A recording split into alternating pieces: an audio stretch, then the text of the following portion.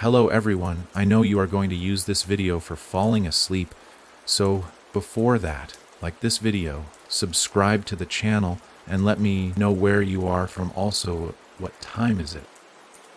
They say the house on Hemwick Road breathes at night. If you stand still long enough in the hallway, you'll hear it inhale behind the walls. Slow, deep, wet breaths. And if you're there when it exhales, you might not be able to leave. Nobody in the town talks about it unless they're drunk or dying. There are no official records of anyone living there since 1987.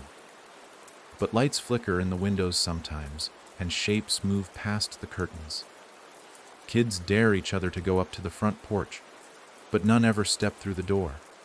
That's because of the one kid who did. Danny Mercer, back in '91, and the way they found his shoes neatly placed on the front steps 3 days later. Just the shoes. Nothing else. The town buried his parents 2 years later, both found hanging from the same tree in the woods behind the house. A note was pinned to his father's shirt, but it had been soaked through with blood and unreadable by the time police arrived. His mother had no note, just wide, staring eyes and fingernails broken from clawing at the bark. No one wanted the house. Not the banks, not the government, not even the vagrants. It sat alone, the yard overgrown, the paint peeling, the mailbox hanging by a single screw like a limp tongue. Some nights, passing cars would see the porch light on. Other nights, the attic window would glow a faint, sickly blue. But last week, someone moved in. A family. Anna Caldwell knew the stories, but she didn't believe them. That was her first mistake. The second was not telling her husband. Ryan believed everything he read, and if she had told him what the house was, what people said it was, he would have backed out of the sale. She needed this house. They needed it. After 3 layoffs in 2 years, and with their twin boys about to start school, Anna had convinced herself that Hemwick Road was a new beginning, not an end. The property was practically being given away, and while the realtor wouldn't look her in the eye during the tour, the place seemed solid enough. Creaky, sure. Old, yes, but livable. The silence around its history didn't bother her. She preferred it that way. Still, when they pulled into the driveway that first afternoon, she felt it, that wrongness in the air, like stepping into a room where someone had just finished screaming. The boys ran ahead, their backpacks bouncing as they raced toward the door. "Wait for us!" Anna called, but the door had already creaked open. She glanced at Ryan. He hadn't noticed. No one had unlocked it. The first night was quiet, almost too quiet. No distant howls from the woods, no crickets. Not even the rustling of wind through the trees. Just silence so complete it felt like pressure on the skin. Anna lay awake in bed, staring at the ceiling fan, which groaned with every turn. Ryan snored beside her, unbothered by the thick, strange air. Down the hall, she could hear the boys breathing softly, their twin beds set up side by side in the room that used to be a nursery. The wallpaper there was old, yellowed with age, peeling at the corners, but they'd insisted on sleeping together the first few nights. She rolled over. That's when she heard it. Tap, tap, tap, not from the walls, not from the window. From inside the closet, her heart kicked. The boys' room. She got out of bed, barefoot on the cold floorboards, and crept down the hallway. The tapping had stopped, but now she could hear something else, a low murmur, almost like whispering. She opened their door. Both boys were asleep, soundlessly, not even a twitch. She walked past them, heart thudding, to the closet at the far end of the room. Slowly, she reached for the knob. The door swung open on its own. Nothing. Just a dark, dusty closet with a few boxes stacked at the bottom and an old bar for hanging clothes. But the whispering was gone. And the smell, it hit her then. Damp wood, old meat. Something else, sour and metallic. She closed the door. As she turned to leave, she saw a shadow standing behind her son's bedroom door. Tall, still, watching. But when she flicked on the hallway light, it vanished. She barely slept the rest of the night. Day 2 brought laughter. The boys explored the backyard, finding a rotted swing hanging from a bent oak tree. They played with sticks like swords, yelling and dueling. Ryan set up the coffee maker in the kitchen and told her everything was going to be okay. He smiled. Anna almost believed him. But when she walked past the hallway mirror that afternoon, she paused. Her reflection smiled at her. She hadn't smiled. Not even a twitch at the corner of her mouth. She stood frozen, staring, her breath caught halfway in her throat. Her reflection mimicked her perfectly, except for the expression, that knowing, almost hungry smile. Then it blinked. Twice. She didn't. She screamed. By the time Ryan came running, the reflection was normal again. Just her. Pale, wide-eyed, and shaking. "It's just nerves," he said, hugging her too tightly. "We've been through a lot. You're tired." She didn't argue. But that night, she covered all the mirrors. On the third night, the boys started sleepwalking. First it was Luke. They found him standing in the kitchen at 2 a.m., holding a butter knife and whispering to the wall. When Ryan asked what he was doing, he said, "She told me to dig." The next night it was Caleb. They caught him crawling into the attic, eyes closed, humming a song neither parent recognized. It had no tune, no rhythm, just 3 off-key notes, repeated again and again. They locked their door after that, all of them. Anna started dreaming of water, dark, endless water, and the sound of knocking, so loud it rattled her teeth. But when she woke, the house was silent. Until the 4th night, she woke to screaming. Ryan sat up, blinking.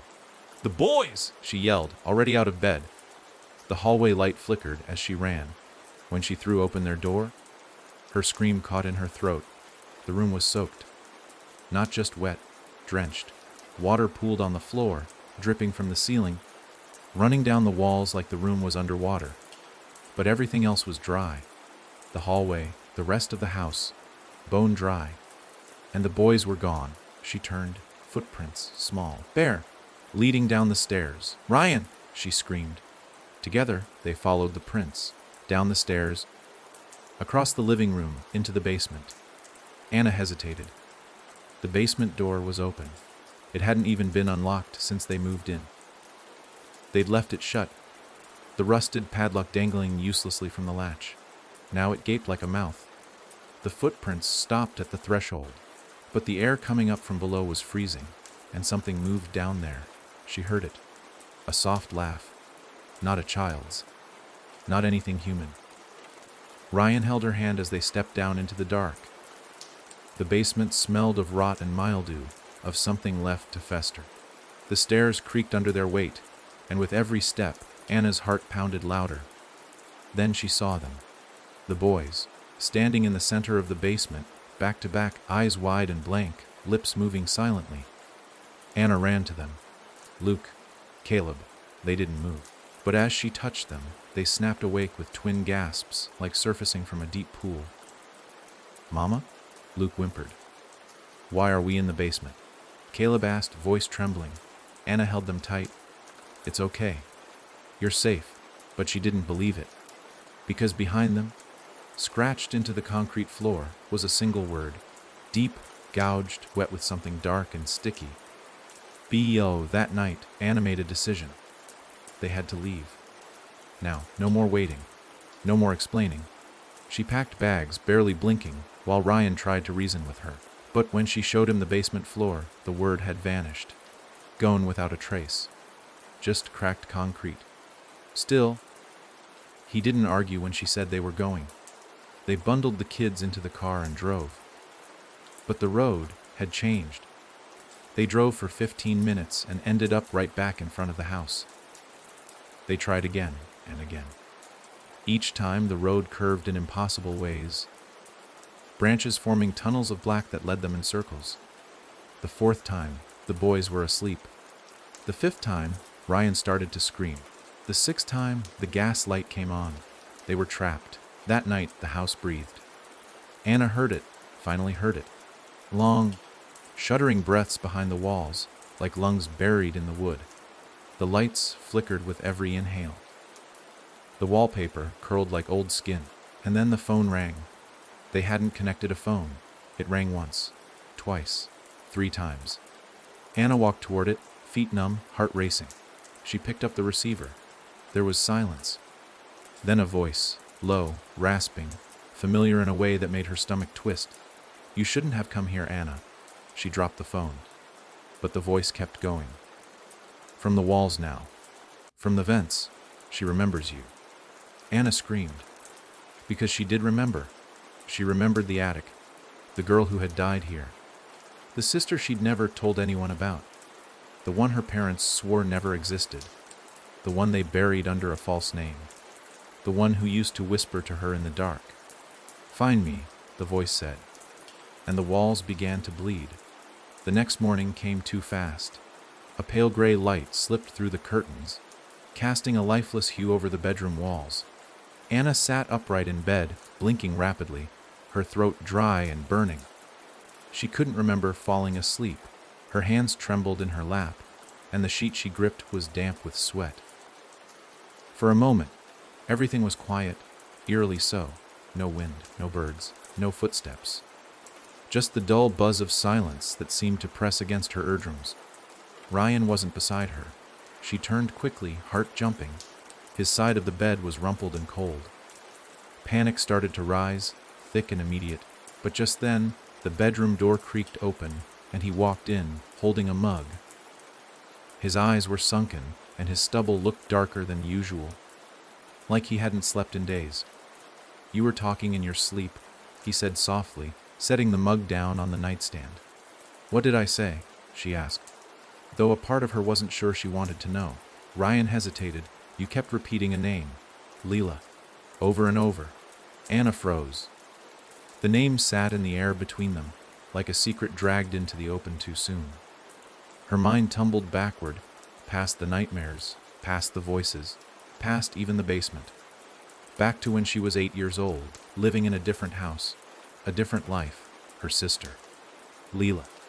Only it wasn't a name she'd spoken aloud in over 20 years. Not to anyone. Not even Ryan. She had buried it. Let it rot in the same silence her parents forced upon her after the accident, if that's what it even was. No pictures. No obituary. Just a locked room and silence that grew louder with every passing day. Her parents had refused to answer any questions. And then, one day, Leela was gone, as if she had never existed.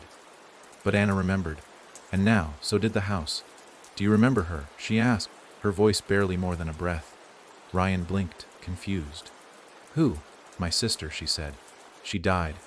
In a house just like this one." He stared at her, stunned, trying to piece together whether she was confessing a dream or a truth. "I didn't tell you because I didn't think it mattered anymore," she added quickly. "It happened when I was a kid. My parents, they didn't want anyone to know. They moved, changed names, acted like it never happened. And I went along with it, because I was scared." He sat beside her, the mattress dipping under his weight. "You think this house is connected?" "I know it is." Ryan didn't argue. Not anymore. Not after the basement. Not after the vanishing road. Not after the phone call from nowhere. His skepticism had collapsed under the weight of what he'd seen, and now only fear remained. "We can't leave," he said flatly, eyes unfocused. "The road loops back. I tried again this morning. Same thing." Anna closed her eyes. The panic clawed higher, settling in her chest.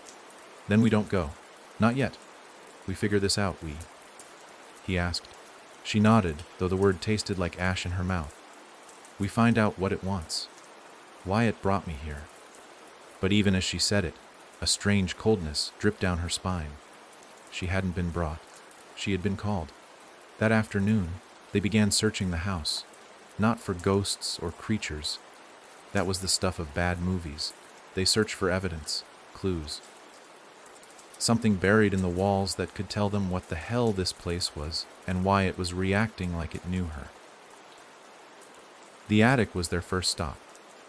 Ryan pulled the cord, and the ladder creaked down with a groan that echoed like a warning. Dust floated in the beam of his flashlight as he climbed first, followed by Anna. The air was thick and stale, like it hadn't been breathed in years. But it was colder than it should have been, cold enough to make Anna's fingertips go numb. The attic wasn't empty. A small rocking horse sat near the far wall, its paint chipped and flaking, one eye missing. Nearby, an old crib leaned sideways, one of its legs snapped, and beside it, resting carefully against the wall, was a single red shoe, child-sized. Anna knelt down, her breath catching. She knew this shoe. She remembered it. Leela had worn it the day she disappeared. She reached for it, and the entire attic screamed. The walls vibrated violently, the floorboards rippled under their knees, and the light bulb above their heads exploded with a loud pop. Ryan grabbed her, pulling her back toward the ladder, but the attic door slammed shut before they could reach it. The flashlight flickered and died, plunging them into pitch darkness. And then came the whispers. Low, everywhere, hundreds of voices, overlapping and layered, like a crowd mumbling through wet mouths. You let her drown. You left her there. She called for you. Anna covered her ears, screaming, but the voices only grew louder. They weren't just in the attic. They were in her head, seeping into her thoughts, pulling out memories she hadn't looked at in years. The lake, Leela's laughter as she splashed, the scream, and Anna running, not to help, but to hide. Because she'd been told never to go near the water. Because she didn't want to get in trouble. Because she was scared. By the time they found Leela's body, her skin had turned blue. Anna had never forgiven herself. And now, neither had Leela. The whispers stopped. Silence fell again, heavier than before. The attic door creaked open. The light came back, but the red shoe was gone. That night, Luke wouldn't sleep. He sat on the edge of his bed, staring into the corner of the room. She's in the wall, he whispered. Anna knelt beside him, trying to hide the tremble in her voice. Who, sweetheart? The girl with the wet hair, he said, still staring. She says you know her name. Anna felt her stomach turn. What else did she say? She asked. She said you forgot her, that you left her, that she's hungry now. Anna looked at the corner. There was nothing there, but the wallpaper was peeling in long, curling strips, and beneath it was wood. Wet, rotting, dripping. Later that night, Anna found a journal buried under a floorboard in the upstairs hallway. The pages were damp and stuck together, but some entries were legible. July 3rd, 1987, she came again last night. Her eyes were all wrong, black and swollen. She doesn't talk with her mouth. She whispers straight into your bones. July 7th, 1987, the house won't let us leave. I think it likes the children. I think it eats what they dream. July 11th, 1987, my son walked into the lake behind the house. He didn't know how to swim. I asked him why he did it. He said, Leela told me to. The rest of the pages were stained red. Anna dropped the journal, breath shaking. It wasn't just about her past. This house had always known Leela. She wasn't the first. She wouldn't be the last. And now her sons were next. At midnight, the knocking returned. From the walls. From beneath the floorboards. From inside the mirrors she had covered. Anna stood in the hallway, clutching the flashlight. The entire house was breathing again. And then she heard the voice, clear, cold, echoing through the vents. I waited, Anna. I waited in the dark. Now it's your turn. She turned toward the boy's room and screamed. The door was open, and the beds were empty, just like before. Except this time, bloody footprints led down the hallway, not small like before. Big, dragging, uneven, and in the shadows at the end of the hall, something stood waiting, watching, breathing. It was the way it stood that chilled her first. Not the shape, not the shadow, not even the size, though it nearly brushed the ceiling, but the stillness. Everything else in the house had a kind of movement to it, a life that flickered or shifted when you weren't looking. But this thing, this figure at the end of the hall didn't breathe. It didn't sway. It simply was. Like a bruise on the world. Silent. Absolute. Anna couldn't scream. Her mouth opened, but no sound came out. Her throat seized. locked by some primal force of terror she couldn't fight. Her legs were stuck too, one foot halfway forward, like her body had tried to run before her brain caught up. All she could do was stare as the shadow stood just beyond the flickering hallway light. Taller than any man, shaped almost like one, but wrong. Its arms hung too low, its fingers curled like dry branches, and its head was tilted in that familiar curious way children tilt their heads when they're watching bugs die under magnifying glasses. And then it moved, not with footsteps, not like a person, it glided. A slow drift forward, not touching the floor, not bound by gravity. It didn't make a sound. No creak, no breath. Just a thick pressure that seemed to swell in the hall with every inch it came closer. The bloody footprints had stopped just before it. Anna snapped out of it, turned on instinct, and ran. Down the stairs, nearly falling. She screamed for Ryan, her voice cracking. He burst out from the kitchen, holding a fireplace poker. "What? The boys?" She gasped, pointing behind her. "They're gone. Something's in the hall. Something took them." He didn't hesitate. No questions. No denial. He bolted up the stairs past her.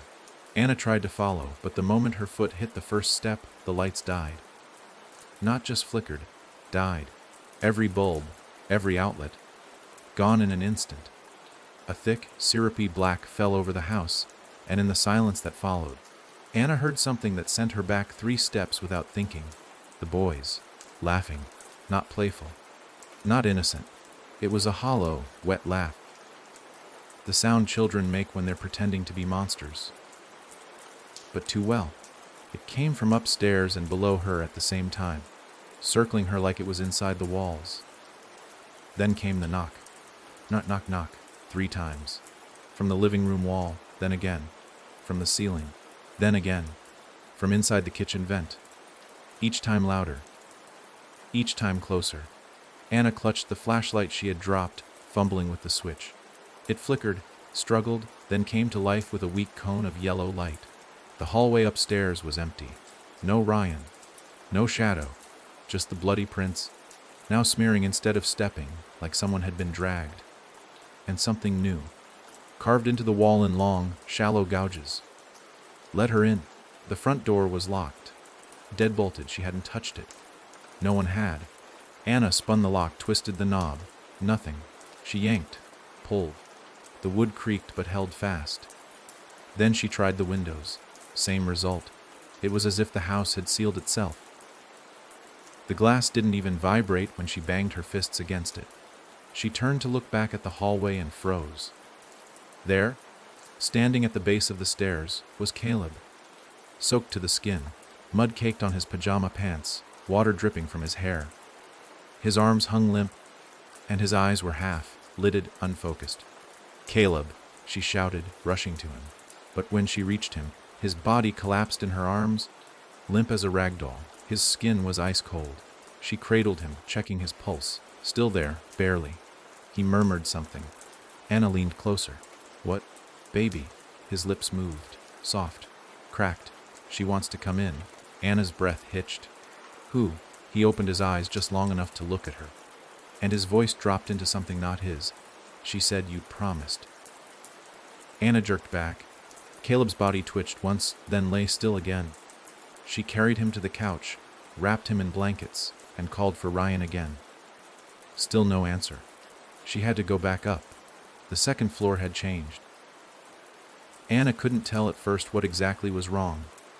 It looked the same narrow hallway, the same peeling wallpaper, the same dim overhead light. But the hallway seemed longer. The bedroom doors were gone. There was only one now, at the very end of the corridor. Painted black and dripping with something thick and red. The kind of red that smelled like pennies. Anna stepped forward. Each footstep echoed louder than the last. The air turned thick, like she was walking underwater. Every breath burned her throat. Her flashlight flickered again. She banged it against her palm. It steadied. Then she saw it. A name carved into the wall beside the black door. Lila, not scratched, not written, carved deep, long ago, with something sharp, The door creaked open on its own. Anna stepped through. It was her childhood bedroom, exactly the same. Same pink dresser. Same cracked dollhouse. Same faded quilt with embroidered stars. The wallpaper still had the same yellow butterflies that Leela used to peel off in strips when she was bored. It hadn't just been recreated. It was her old room. She backed up against the wall, the air catching in her chest. She was shaking, trembling. "Hello, Annie," she turned. Leela stood in the corner, but not the Leela from her memories. Not the laughing, gap-toothed girl with ribbons in her hair. This Leela was taller, dripping wet, her skin pale and bloated. Her eyes were pure black, reflective, glossy, empty. She smiled. Water ran from her mouth. "You came back," Leela said, voice warbling like it echoed from under a lake. "I didn't know," Anna whispered. "I didn't understand what happened." Leela's smile widened, teeth long and gray. "You left me there. I was scared." I was a child. You watched me sink. I was 8. Anna screamed, tears spilling now. I didn't know how to help you. "You knew how to run," Leela said, stepping forward.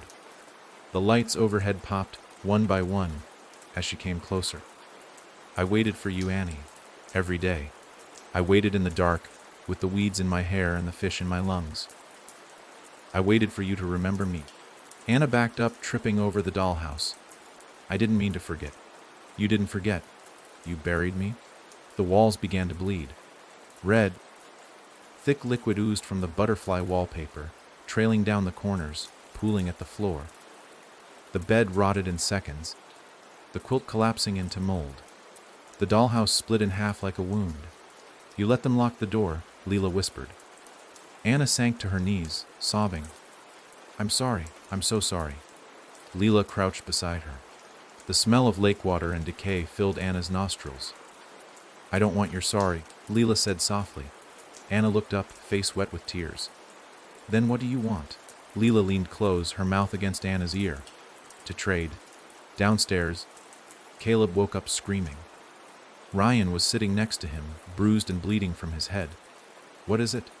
he gasped, grabbing his son's shoulders. Caleb's eyes were wild. "She's gonna take Mommy." "What? Who?" "The girl in the walls," Caleb cried. "She said one has to stay." Ryan turned toward the stairs. The house groaned. And then, every door in the house slammed at once. In the black room upstairs, Anna looked into her sister's eyes. "Trade what?" Leela tilted her head again. "You took a life. Give one back." "No, you have 2 sons," Leela said gently. "One for one." Anna recoiled, shaking her head. "No. No, you can't. It's the only way," Leela said, her voice now layered with others. Dozens of voices. Children. Whispers that clawed at the edges of Anna's thoughts. "I'm not the only one waiting." Suddenly, the room exploded in noise. The laughter, the whispers, the knocks, they all returned at once, deafening, chaotic, maddening. The floor split, revealing black water beneath her feet. Pale hands reached from below, clawing, dragging. Anna screamed, and Leela smiled. One stays, she reached for Anna's hand. Or all drown. Anna's hand was cold in Leela's grip. Not just from the touch itself, but from something deeper. A coldness that didn't just rest on the skin, but reached down into the joints, the bone. The memory. Leela's hand felt like it had been pulled from a frozen lake and never warmed again. Her skin was waterlogged, gray, soft and spongy like something long dead, preserved only by rot and unfinished sorrow. "One stays," Leela whispered again, and the room pulsed around them. The floorboards flexing like something alive, something hungry beneath them. "You choose." Anna shook her head violently, trying to pull away. "No. No. I won't do this. I'm not choosing between my sons. You can't ask me to." "I'm not asking," Leela said. She smiled, and her teeth weren't teeth anymore. They were small, jagged bits of glass. "You already made your choice, long ago.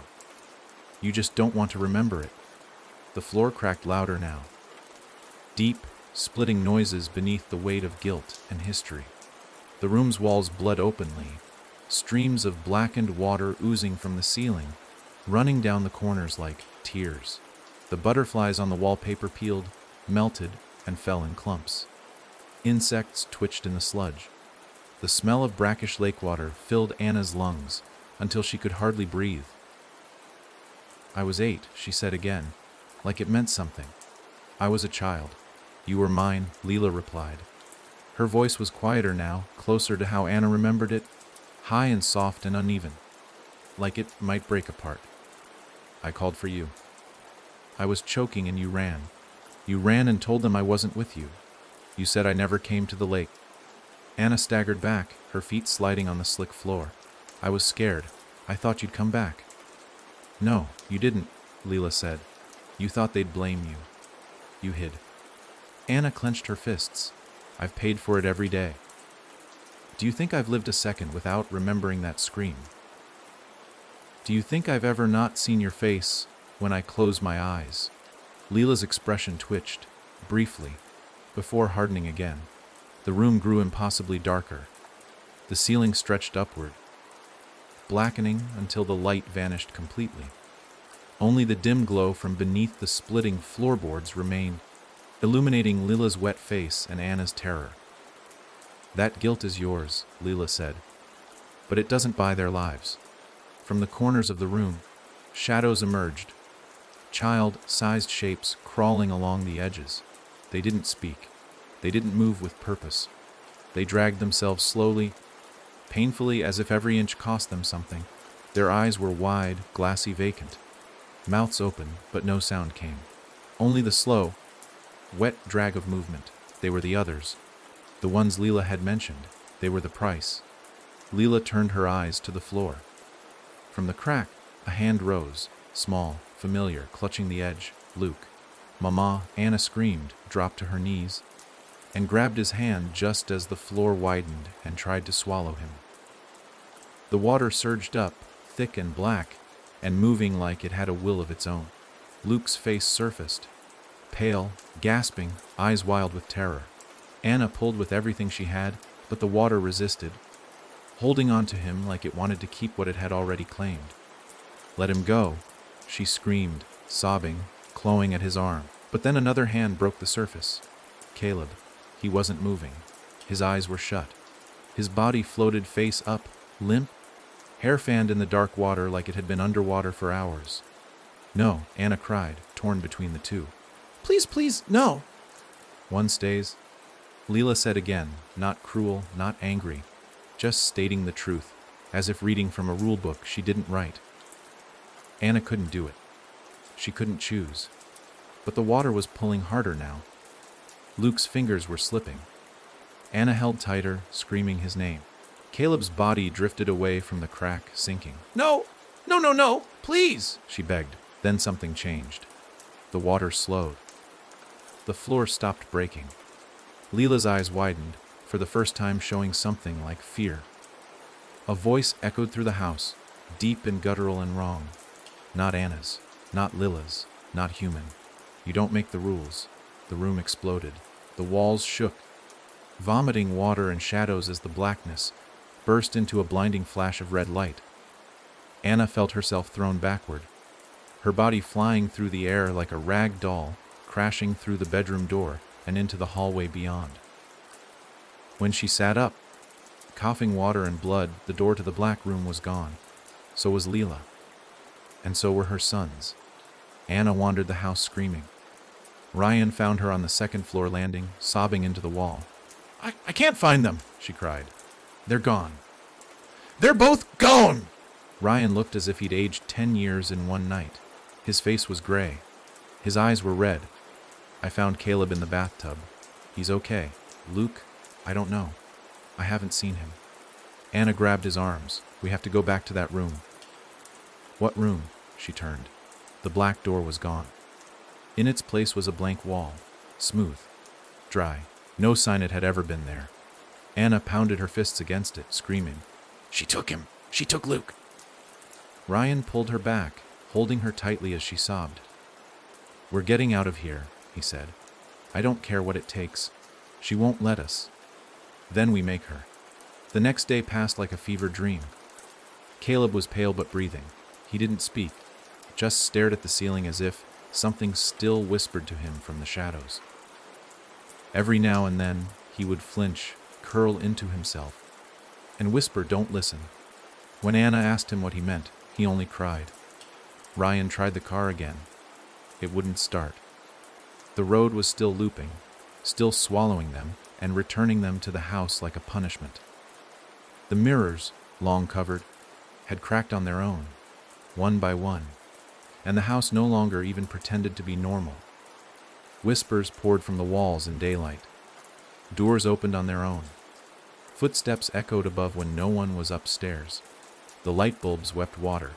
The house was breathing again, not at night, but always. Anna barely slept.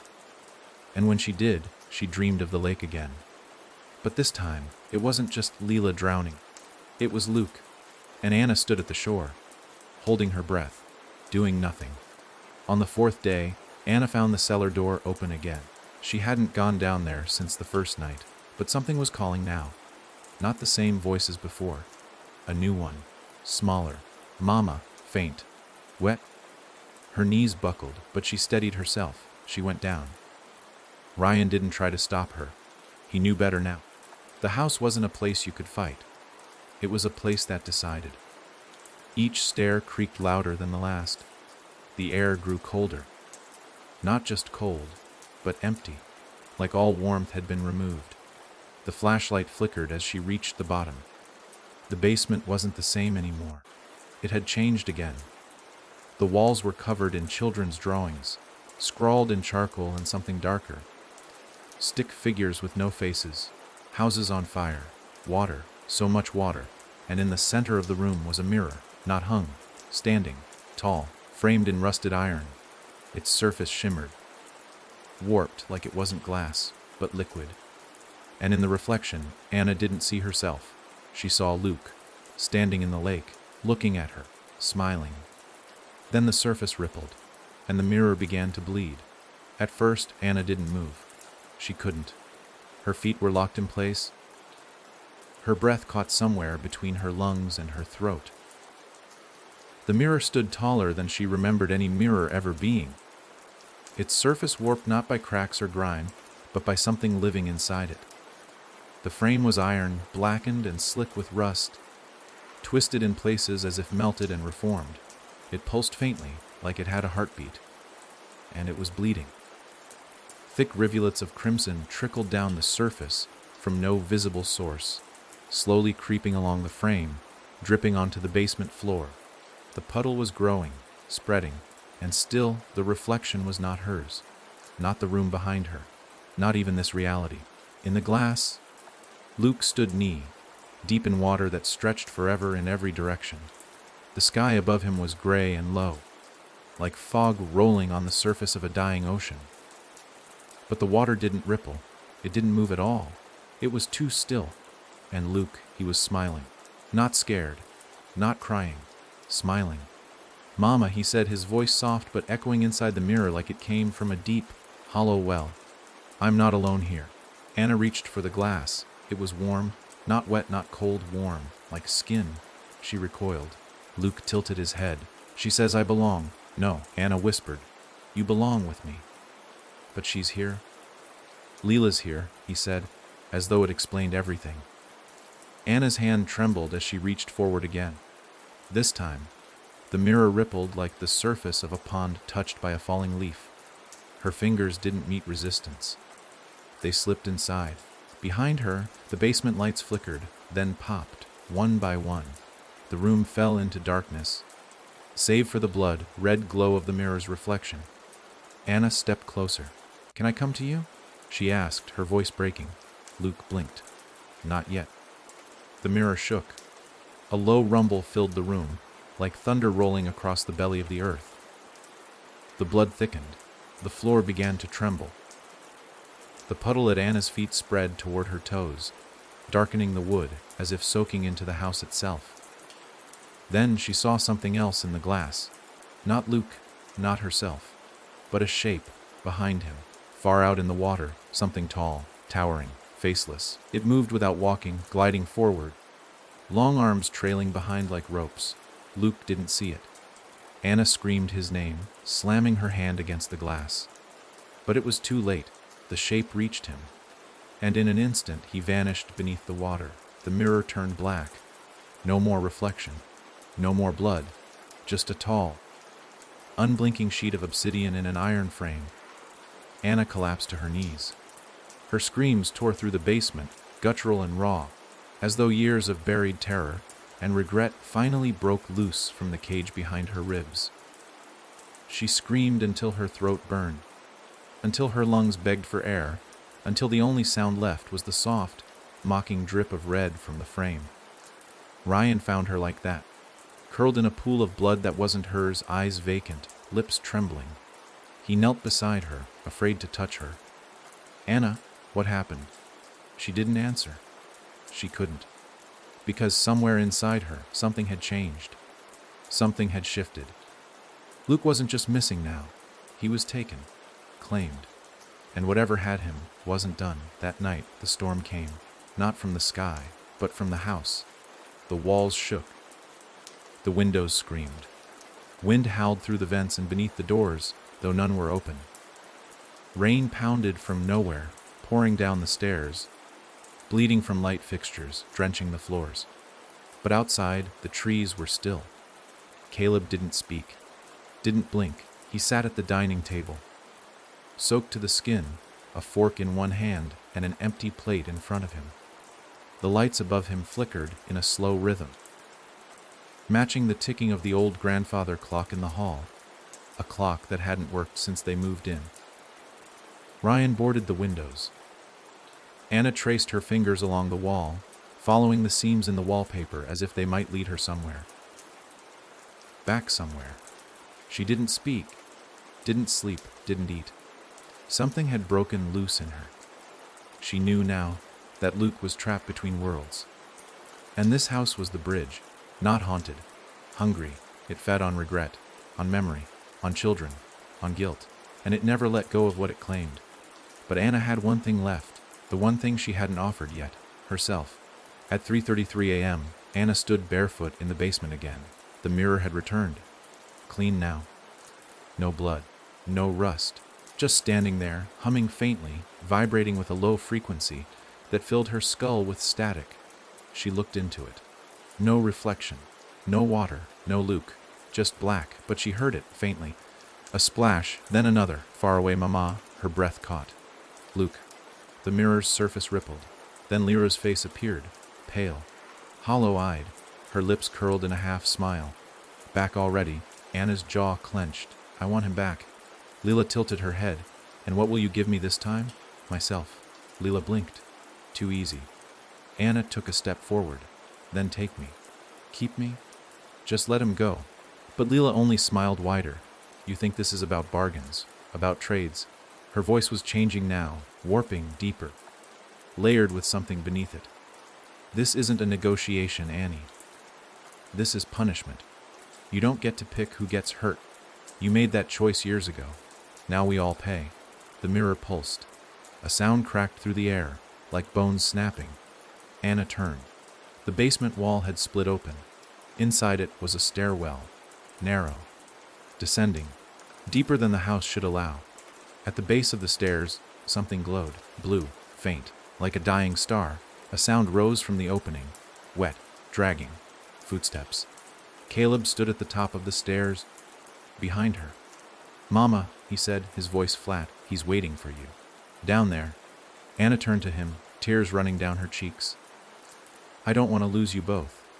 "You already did." She descended the stairs alone. The walls narrowed with every step, closing in like a throat. The air smelled of rot and cold iron. Water dripped from unseen places, and shadows danced in shapes that had no source. At the bottom, she stepped into a wide, circular chamber. The lake was there. Not a reflection, not a dream, but the lake, somehow impossibly beneath the house. The surface was still, pitch black, the sky above it gray and endless. And in the center, a single child stood on a small patch of dry earth. Luke. He turned toward her and smiled. Anna took one step onto the water. It held her. Not ice, not liquid, something else. It welcomed her. "Luke," she called, her voice cracking. "Why did you come?" he asked. "To bring you home." He shook his head slowly. "There's no home, not anymore. Behind him, Leela rose from the water. Her hair dripped down her back, tangled with weeds and bone. "There's only below." Anna screamed and ran toward them. The water turned, moved, swallowed her whole, and as she sank into the freezing blackness, the last thing she saw was Luke's face. Not scared, not lost, but smiling, like he had never belonged anywhere more. Anna had been underwater for too long, far too long. Her lungs should have collapsed, her brain should have gone starved and dark, but instead she kept falling, not swimming, not sinking, falling. The black water swallowed everything: sound, gravity, the sense of self. Her arms floated out beside her like broken wings, hair snaking around her face as the pressure built behind her eyes. There was no up or down anymore. Only the endless weight of below. Her scream never made it out. It curled inside her chest, trapped behind clenched teeth and a terror too heavy to let go. Light vanished above her like a blown-out candle.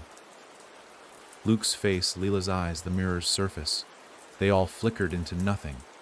And then there was land. Hard, cold, and sudden. Anna slammed onto it with a thud that echoed like a scream through the dark. There was no splash, no impact. Just one moment she was in the water, and the next she was sprawled on stone. She gasped and sat upright, coughing up thick, brackish liquid that tasted like rust and mold. Her hands slapped the floor. Stone, wet. It felt like the inside of a tomb. She blinked, her vision flickering like a bad transmission. The world around her was bathed in a dim, colorless haze. The air buzzed, vibrated, like a silence that wasn't actually silent, but humming with something behind it. Like a voice in a language she couldn't quite hear. The lake was gone. Now she was in a corridor. Walls of slick stone, water trickling upward instead of down. A hallway that seemed to stretch in both directions forever. No doors, no windows. Just that same hum beneath the silence, and the slow drip of unseen water defying gravity. Somewhere in the distance, she heard a child laughing. Not the kind of laughter that lightens a room. This was low, echoing, tired, and then another sound followed it, breathing. Not hers, not human. Anna stood slowly, knees buckling as she leaned on the wall to steady herself. "Luke," she called out, voice hoarse, no answer. Just more laughter, closer this time. And behind it, something else moved. Not walk dragged. She walked for what felt like hours. Time didn't work right down here. There were no clocks, no shadows. Just that colorless, endless stone and the whisper of water that moved wrong. Eventually, she reached a room. A dome, massive, cracked from top to bottom like a shattered egg, held together by threads of black mold. In the center stood a single chair, old, wooden, and covered in symbols. Some carved, some scorched, others painted in something that looked too dark to be ink. And in that chair sat a girl, small, fragile, her back to Anna. The air around her was thick, almost visible, like heat rising from asphalt. It shimmered. Anna stepped closer. The girl was humming, a tune with no words, but one Anna knew. A lullaby, from her childhood. Leela's lullaby. Anna's heart cracked like ice. Leela. The girl stopped humming, her head tilted. Anna's breath hitched. "You found it," the girl whispered. "The place where it ends." "I don't want to play your games anymore," Anna said, voice cracking with rage and grief. "Give me back my son." The girl didn't move. "You still don't understand, Annie," she whispered. "This isn't my game." The ground trembled, and suddenly Anna felt it. The presence. All around her, behind the walls, beneath the stone, inside the water. It had no name, no face, but it watched. It had always been watching. The house was just its skin, the lake its breath, and this place, this was its heart. "Then whose game is it?" Anna asked, her voice small now. The girl turned. But it wasn't Lilo anymore. It wasn't even a child. The face was a mask, cracked porcelain, painted with wide, hollow eyes and a stretched-on smile. Behind it, darkness spilled like smoke. "It's," the thing said. The lights blinked out. When Anna opened her eyes again, she was standing at the edge of the lake. Only it wasn't the same. It stretched out before her like a void made real, endless, black, still. The sky above was a canvas of bruised gray, and no stars shone. A dock jutted out into the water, ancient and crumbling, and at the end of it stood Luke. He wasn't smiling now. He was looking down into the water, silent. Anna ran to him. Her feet hit the planks. They didn't creak. They didn't move. It was like running on bones. Luke! She screamed. He didn't turn. When she reached him, she grabbed his arm. It was cold, like Leela's had been. He looked up slowly. I heard you, he said quietly. But you didn't come. Anna shook her head. I'm here now. I'm here. She said you wouldn't come. But you did. Anna turned. Leela stood behind them. Not as a girl. Not even as a drowned version of the sister Anna remembered. She was something else now. Tall, pale. Her body shimmered like water, bones visible beneath translucent skin. Her eyes were black voids, her mouth stitched with weeds and wire. She told me, Luke said, still not looking away from the water. If I stayed, you'd come. Leela didn't speak. She didn't have to. The lake began to rise. Not the water, the shore, like the whole world was tilting inward. Anna gripped her son tightly. I'm not leaving without him. You already left, Leela whispered. The lake roared. From beneath the surface, hands rose. Dozens, children's hands. Pale, bloated, dripping. They reached for the dock, for Luke, for Anna. Anna screamed and pulled Luke backward. The dock cracked. The hands reached further, climbing, grasping. One caught her ankle. She kicked, slipped, fell. Luke screamed now too, thrashing in her grip. They were being pulled. Down, into the black. Then a voice echoed louder than all others. Stop. The lake froze. Everything stilled, even the air. Leela looked up, afraid. The mask began to crack, and a shape stepped out from the shadows behind her.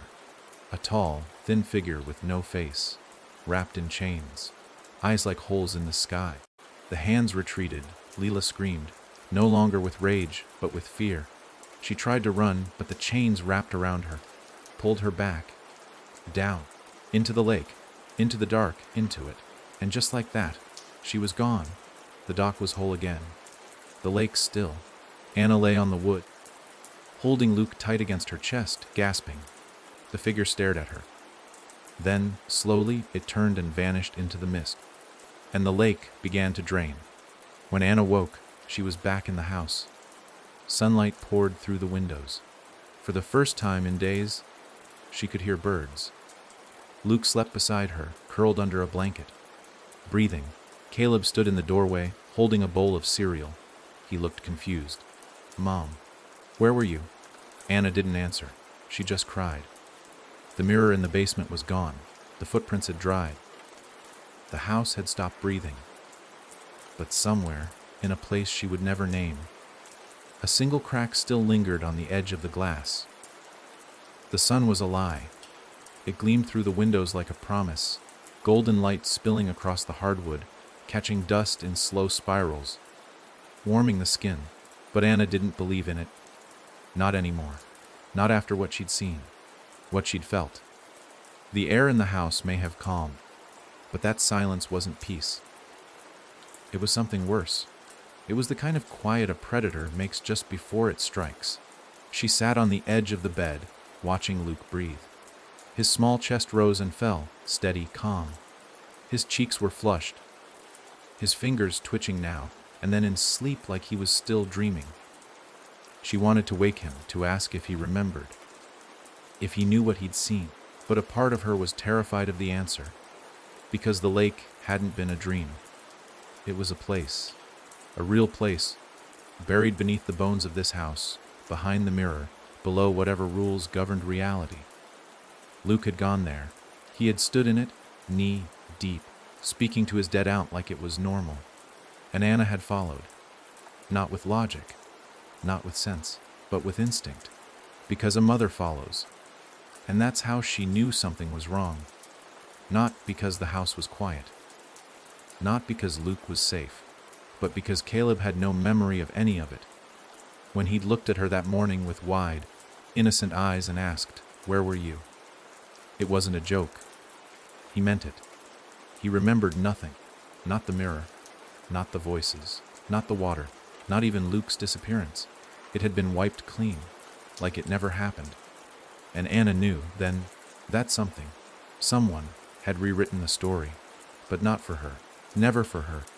That afternoon, Ryan suggested they leave. "I think the house is done," he said, holding her hand in the kitchen. "Whatever it was, it's over."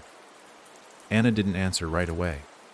She stared at the hallway mirror, the one she'd covered in blankets days ago, now uncovered, standing whole and clean. The glass shimmered just slightly, almost imperceptibly, like something breathing just beneath the surface. But when she blinked, it was gone. "Let's give it one more night," she said, her voice flat, "just to be sure." Ryan gave a tired nod. He was a shell of himself, his face still carrying the bruises from the fall in the attic, his eyes shadowed by exhaustion. But he trusted her. He always had. Even when he didn't understand. That trust scared her more than anything. Because what if she was wrong? What if it wasn't over? What if it had just begun? That night, she dreamed again, not of the lake, but of mirrors, hundreds of them, lining a narrow hallway that stretched forever, each one reflecting something different. One showed her as a child, standing beside Leela at the water's edge. Another showed her older, alone, screaming into the dark. Yet another showed her sleeping, her face peaceful, until it cracked down the middle and peeled open like wet paper. In the dream, she walked the hall for hours. Then she saw it, the last mirror, larger than the rest, gilded frame, crimson trim, and instead of her reflection, someone else stood inside it. Not Leela, not Luke, not even herself, but a woman, pale, ageless, eyes like obsidian, no whites, no irises, just endless dark. She smiled at Anna, and when she spoke, her voice was a whisper behind the dream. "You opened the door." Anna woke up screaming. Morning felt like nothing. She couldn't taste the coffee, couldn't feel the warmth of the mug, couldn't focus on the sound of her children laughing in the next room. Her skin itched. Not from rash, not from sweat, from inside, like something was moving beneath the surface, dragging sharp fingers under her flesh. She ignored it, focused on the facts. There had been a presence. There had been a mirror. There had been Leela. But the mirror was gone now, and Leela had been taken. By that other thing, that faceless watcher. The one in chains. The one that said stop. But the crack was still there, in the upstairs hallway. A thin line running through the wooden frame where the mirror had stood. No one else noticed it, but she saw it every time she passed. She could hear it too, faintly, when the house was quiet. Tick, tick, tick, like something tapping from the other side, waiting. That evening, Anna followed the sound. The boys were playing in the living room. Ryan had dozed off on the couch, TV buzzing static. She walked barefoot through the hallway, each step deliberate. The floorboards didn't creak. The air didn't move. But the ticking was louder now. It came from behind the crack. She knelt down, placed her ear to the wall. Tick, tick, tick. Then, whispering, so soft it could have been her own thoughts, except it wasn't. It was a name, over and over again. Leela, Leela, Leela. Then, another word. Open. Anna stepped back. The wallpaper curled at the corner. Just slightly, enough to grab. She pulled. The strip peeled back like skin, revealing the wall beneath. Splintered, blackened, burned, and in the center of it a handprint. Small, child-sized, pressed into the charred wood. She touched it. The entire wall split open like a mouth. Behind it was a room that didn't belong. It shouldn't exist. The blueprints never mentioned a third floor. But there it was, a spiral staircase, narrow, winding up into the dark, lit only by a single bulb swinging from a cord that had no ceiling. Anna climbed. One step, then another. Each footfall echoed like thunder. The staircase groaned beneath her weight, but never gave. At the top there was a door, no handle. Just carved words, burned into the wood. "This is the part you buried." She pushed. It swung open, and she saw herself, sitting on a chair in the center of the room. Same face, same clothes, Same everything. But the other Anna didn't blink, didn't move, didn't breathe. She just sat there, staring straight ahead, as if waiting. Anna backed away. Her reflection didn't. Then the copy opened its mouth, wide, too wide, and out poured water. Black, endless water. It rushed across the room, swallowing the floor, the walls, her feet. Anna tried to run, but the water caught her, dragged her under. Again. And from somewhere above, a voice laughed. Not Leela, not the woman, something else older, deeper. And it said only one thing: you were never supposed to leave. The water was thicker this time. Heavy, syrupy, like liquid memory poured straight from the marrow of forgotten years. It filled Anna's mouth before she could scream. It slid into her nose, her ears, her eyes. But she didn't drown. She didn't even suffocate. Instead, it held her in place, suspended in the dark, her body floating motionless while time crawled around her. And in that silence, the memories returned. Not all at once, but slow. First came the house. Not Hemwick, but the house from her childhood. The one with the blue shutters and the kitchen that always smelled of lemon. The one where Leela would press her face to the floorboards and whisper to something below. Anna had always thought it was pretend. Imaginary friends, silly games. But it wasn't. Even then, the house had listened. Next came the lake. Not just the drowning, not just the scream, but what came after. The things she wasn't supposed to remember. The men in black suits who came to speak to her parents. The way her mother cried in the bathroom, whispering we have to bury it. All of it. And then the move. The name change. The silence that followed. And then the pact. She didn't remember the pact until the water showed her. A moment at the lake's edge, days after Leela was gone. A whisper from the reeds. A voice promising to make it right, to bring her sister back. All Anna had to do was say yes. She had, at 8 years old. With mud on her hands and guilt in her chest, she had said yes, and it had waited. All this time, it had waited. She woke up gasping on the spiral stairs, her dress soaked, her limbs weak, coughing out what tasted like mold and metal. The door behind her was closed again. Silent, seamless. She was alone, or she thought she was, until she heard the music box. Faint, coming from below. The melody was familiar. Something old. A lullaby her mother used to hum, but never sing. The notes wavered like they were being played through a thick fog. Anna stood, her knees shaking. The light from the single bulb above her flickered once, then steadied. She descended the stairs. Every step took more effort than the last, as if the air had thickened, like the water still clung to her skin, resisting motion. When she reached the bottom, the hallway had changed again, longer, darker. This time the wallpaper was black, no butterflies, no pictures. Just a repeating symbol burned into the pattern, a circle with teeth, a mouth. She didn't look at it for long. She followed the sound. The music led her to the dining room. Everything was still, too still. Caleb sat at the table again, eating cereal that never seemed to run out. The TV buzzed in the background, the static louder now. More like white noise with a voice buried inside. Ryan stood by the window, unmoving, eyes wide open, blinking once every few minutes like a wind-up doll losing power. Anna stepped in. Ryan. He didn't move. Caleb? The boy looked up, smiled. But his eyes were too big, too black. And when he spoke, it wasn't Caleb's voice. Would you like to hear the rest of the song, Mommy? The cereal turned red in the bowl. Anna staggered back. She turned to Ryan. He finally spoke, without moving his lips. She said you could keep one. Then the lights exploded. Anna screamed. The room vanished in a burst of darkness. She was back in the hallway. Only this time, the walls weren't walls anymore.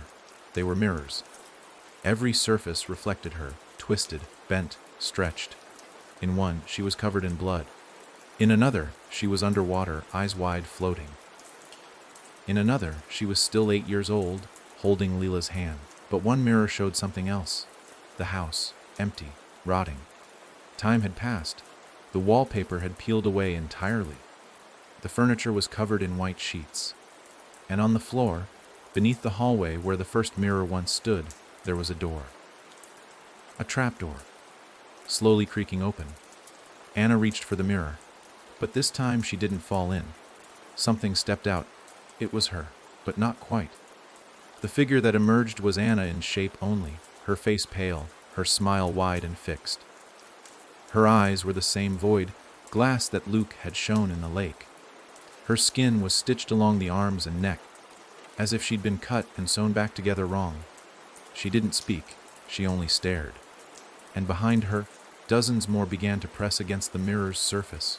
Copies, versions, possibilities, each one more twisted than the last. Anna backed away. She turned and ran. The hallway didn't end. It stretched, twisted. She ran anyway. Through room after room, all too familiar. The attic, the nursery, the basement, the hallway. Again, the house had looped. Time had fractured, and something was crawling through the cracks. She heard it behind the walls. That low voice. That one that wasn't Leela. Wasn't the lake. Wasn't the woman in the mirror. Something older. It whispered one for one, one for one, one for one, over and over, until she reached the front door, and it was open. Bright light poured in, daylight, the trees beyond, grass, road. She took a step forward, then another. Her foot hit the welcome mat, the air changed. She stepped outside, and the silence shattered. Behind her, the house screamed. Not metaphorically. It screamed, like something alive and burning. Windows shattered. Smoke poured from the roof. The wood blackened, and the entire house groaned as if twisting in pain. Anna turned just in time to see a figure in the upstairs window. Leela, smiling. Her lips moved. Anna read them clearly. You're still inside. And just like that, the door slammed shut behind her. The yard disappeared. The sky cracked. And Anna was back. In the hallway. Same mirror. Same room. Same sound. Tick, tick, tick. Only now she understood. It was never about escape. It was about remembrance. Because this house doesn't let you leave. It only lets you forget you're still here. The house was not a house anymore. It wore the shape, yes. Floors, walls, windows that once opened. Stairs that once led somewhere. But the deeper Anna moved within it, the more she understood this place had given up pretending. No more illusions of safety. No more comfort in childhood wallpaper or familiar smells. The soul of the thing had peeled its skin back and now showed her its ribs. Time inside the house had gone strange. She no longer knew what part of the day it was. There was light, but it came from nowhere, as if the walls glowed with some internal fever. The ticking had grown louder, no longer confined to behind the mirror. It echoed through the halls, through the floorboards, inside her chest, like a second heartbeat. And somewhere in that rhythm, something new had begun to emerge. A pattern. Anna first noticed it in the placement of the cracks. How they split the walls not randomly, but deliberately, carving lines that bent too sharply to be natural. The splintering in the glass formed symbols, circles, loops, jagged teeth. The same sigils she'd seen scorched into the wood of that impossible chair in the room below the lake. This house wasn't just haunted. It was marked. And now it was speaking to her in its own language. She just had to learn how to listen. She found Ryan in the bathroom, standing in front of the mirror with the lights off. He hadn't moved in what looked like hours. His arms hung limp at his sides, his reflection staring back with dull, black, ringed eyes. At first, Anna thought he was asleep on his feet. She gently touched his shoulder. He turned to her slowly. "Do you hear it?" he whispered. "Hear what?" He smiled, but it wasn't the kind of smile that reaches the eyes. "The house is teaching me how it breathes." Anna's mouth went dry. "What are you talking about?" Ryan lifted one trembling hand and pressed it to the mirror. It fogged instantly beneath his palm. "She's still here," he said. "Not Leela. The other one. She keeps showing me versions of our lives. Ones where we didn't buy this house. Ones where we left when the mirror first cracked. Ones where you never came back from the lake. Anna's stomach twisted. You're not making sense. No, he agreed. I'm remembering. Then he leaned close to the mirror and whispered, it's not about escape. It's about acceptance. The lights snapped on. Ryan collapsed. Anna caught him before he hit the floor. His body was warm, but his eyes rolled back in his head. She shook him, called his name, slapped his face gently, then harder. Nothing. The mirror behind him had no reflection. Only darkness. Only below. Later, Anna sat beside him on the couch, listening to Caleb hum to himself across the room. The boy rocked slowly, knees pulled to his chest. His face turned to the far wall, as if watching something no one else could see. The song he hummed was the same three-note lullaby that had haunted their nights. The one from the attic, from the basement, from the space beneath the lake. Each time the notes circled back, Anna felt a flicker of heat behind her eyes. She wanted to scream. She wanted to tear down the walls. But the house would only rebuild itself, stronger, meaner, hungrier. So instead, she whispered, Leela. The walls creaked. The mirror in the hallway hissed. Caleb stopped humming. He turned slowly, tilting his head like something was guiding the motion. You're close now, he said, voice low like a thought made out loud. What did you say? She said, you're close, to the room where they stay. Anna stood. Who stays? All of them. She stepped into the hallway. The crack had grown. No longer a fracture. It was a gaping line across the surface of the wall, pulsing slightly like a wound in the house's skin, bloodless but alive. Anna pressed her hand to it. The wall parted. No screaming this time. No resistance. Just the soft sigh of wood peeling away like damp paper, and behind it, a stairwell she hadn't seen before. Not leading down, but up. Each step she took groaned beneath her. The higher she climbed, the less solid the air became. It started to shimmer, like heat waves rising from asphalt. Her vision blurred. Her ears filled with a low, vibrating sound that wasn't quite a hum. When she reached the top, she stepped into a room that had no shape. No corners, no ceiling, no floor. Just space, floating furniture, suspended doors. Fragments of the house scattered like puzzle pieces mid-assembly. Each one hovered in air that didn't feel like air at all. It pressed against her lungs, thick and metallic, and in the center of it all a child. Not Luke, not Caleb. Dozens, each of them frozen in place. Sitting, standing, curled up, all unmoving, eyes open but glassy, bodies pale, like puppets whose strings had been cut mid-performance. Anna stumbled forward. The nearest girl looked 6. Her head was tilted back, mouth slightly open. A dried stream of blood tracing from her nose to her chin. Her name was stitched into the collar of her dress. Rachel. The boy next to her had no name, but Anna recognized him. She had seen his face in an old photo, one of the Mercer boy who vanished in '91. Danny. Still 8 years old, still barefoot, still holding his shoes in his lap. Anna's breath hitched. This was where they all ended up. Not dead, not gone. Kept preserved in whatever liminal space the house used as a vault. She turned in a slow circle. More children. Some familiar. Some not. All trapped in the space between the walls. But only one spoke. From behind her.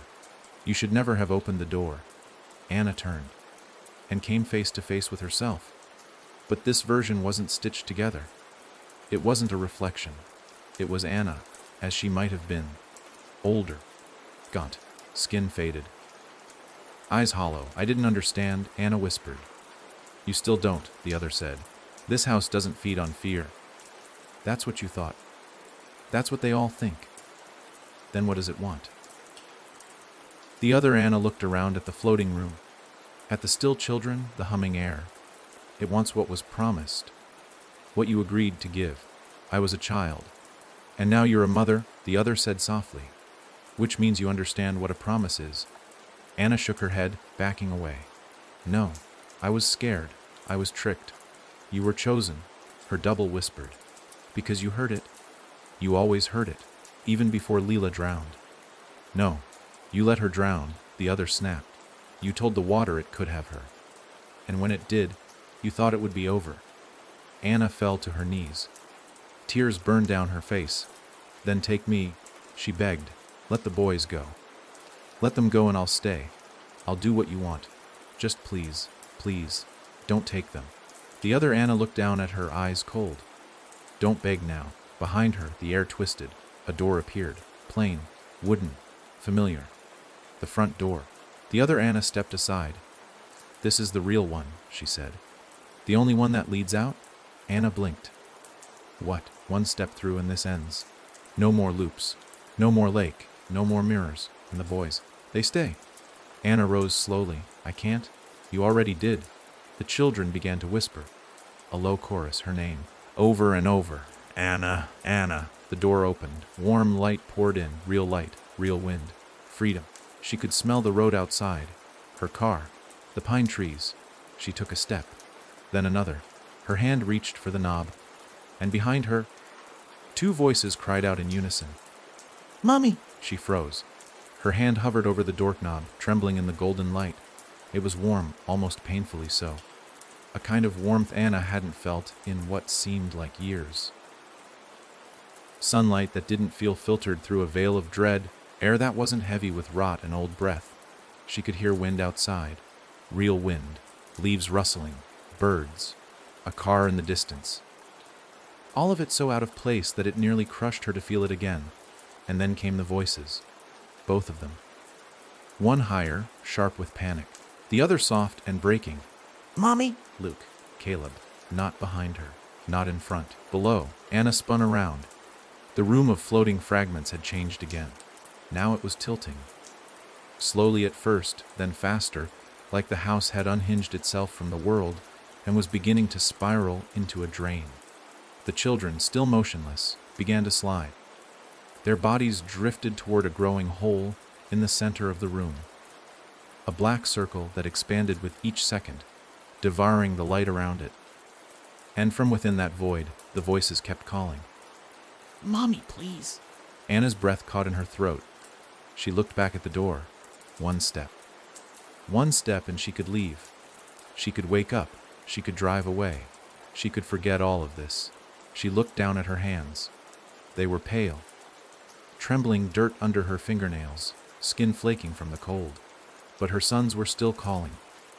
And she knew, with every cell in her body, that if she walked through that door, she'd never hear them again. Not because they would be gone, but because she would be. That version of her, the one who could love, who could remember, would vanish. The house would wipe it clean, like it had tried to do before. Like it had done to Caleb. She'd forget the lake, the pact, the girl who drowned. And in that forgetting, something else would be free to take her place. She dropped her hand from the knob. "I'm not done yet," she whispered. The light snapped off. The door vanished, and the floor gave way beneath her feet. She fell for a long time. But this wasn't like before, falling through water, through weightless dreams. This fall was physical. Every inch felt real. The wind screamed past her ears. Her body tumbled, limbs flailing, her screams swallowed by the dark until she hit, hard, on cold stone. The pain was sharp and immediate, a spike up her spine, a flash of white behind her eyes. She gasped, rolled over, coughing, and when her vision returned, she was back in the basement. But not her basement. This one was older. The walls were carved stone, the floor slick with moss and something darker. And in the center stood the mirror. The first mirror, tall, iron-framed, cracked, bleeding again. Only this time it wasn't water or blood. It was light, sickly blue, pulsing from the cracks like a heart beating too fast. It cast long shadows that danced across the walls, and in front of it stood the figure. Not Leela, not the other Anna, not even the faceless being wrapped in chains. This one was something else. It had no eyes, no mouth. Its skin was stretched too tightly over its bones, gray and veined like marble gone wrong. It had arms too long, fingers too many.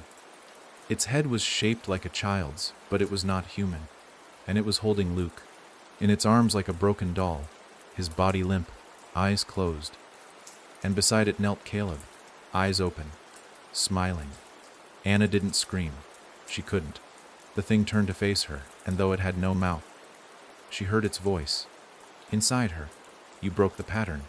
Anna took a step forward, every part of her shaking. Let them go. You were offered freedom.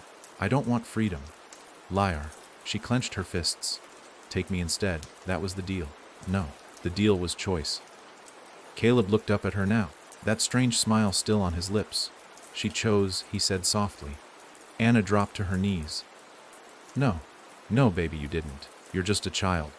You don't understand what you're saying. Caleb tilted his head. She asked me if I wanted to stay with the voices. I said yes. I liked the quiet.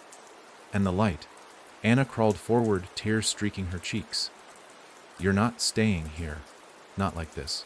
One stays, the voice said again. Luke stirred in the creature's arms. He blinked. Looked up. Mom? She reached for him. I'm here, sweetheart. I'm coming. But the creature didn't move. Neither did Caleb. Choose. Anna stared at both her sons, both watching her. One held, one free. She thought of Leela, of her drowning, of her own cowardice. She thought of the house, waiting all these years for her to return. She thought of the promise she made as a child, and she made a decision. I stay. The moment she said it, the mirror exploded. Glass flew in every direction, but none of it touched her. The light consumed the room, swallowing the creature whole. Caleb screamed.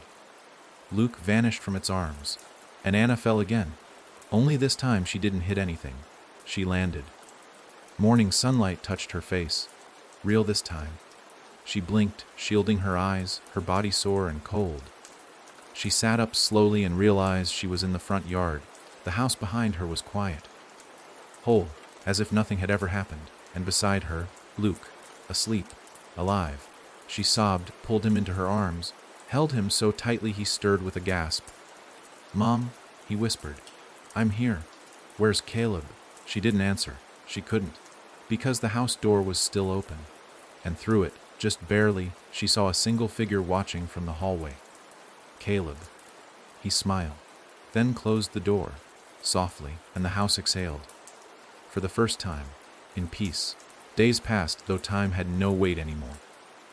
Each morning brought sunlight that felt false, air that tasted like something borrowed, and birdsong that was too perfect, too consistent, as if someone behind the sky was trying too hard to convince her everything was fine. Anna knew better. She stayed with Luke in a roadside motel 10 miles out of town. The farthest they could get before the car began to misfire, the road signs began to blur, and a creeping nausea pulled at her bones like puppet strings trying to guide her back. She didn't try to leave again. Not yet. Luke was sleeping better now, eating, smiling. But it wasn't the same. His laugh had a pause at the end of it, like he was listening for someone to laugh with him. His eyes drifted to shadows and stayed there a second too long. And sometimes, he would turn to Anna and ask where Caleb was, in that small, curious voice that tried not to sound too sad. She would tell him the same thing every time. He's with the house.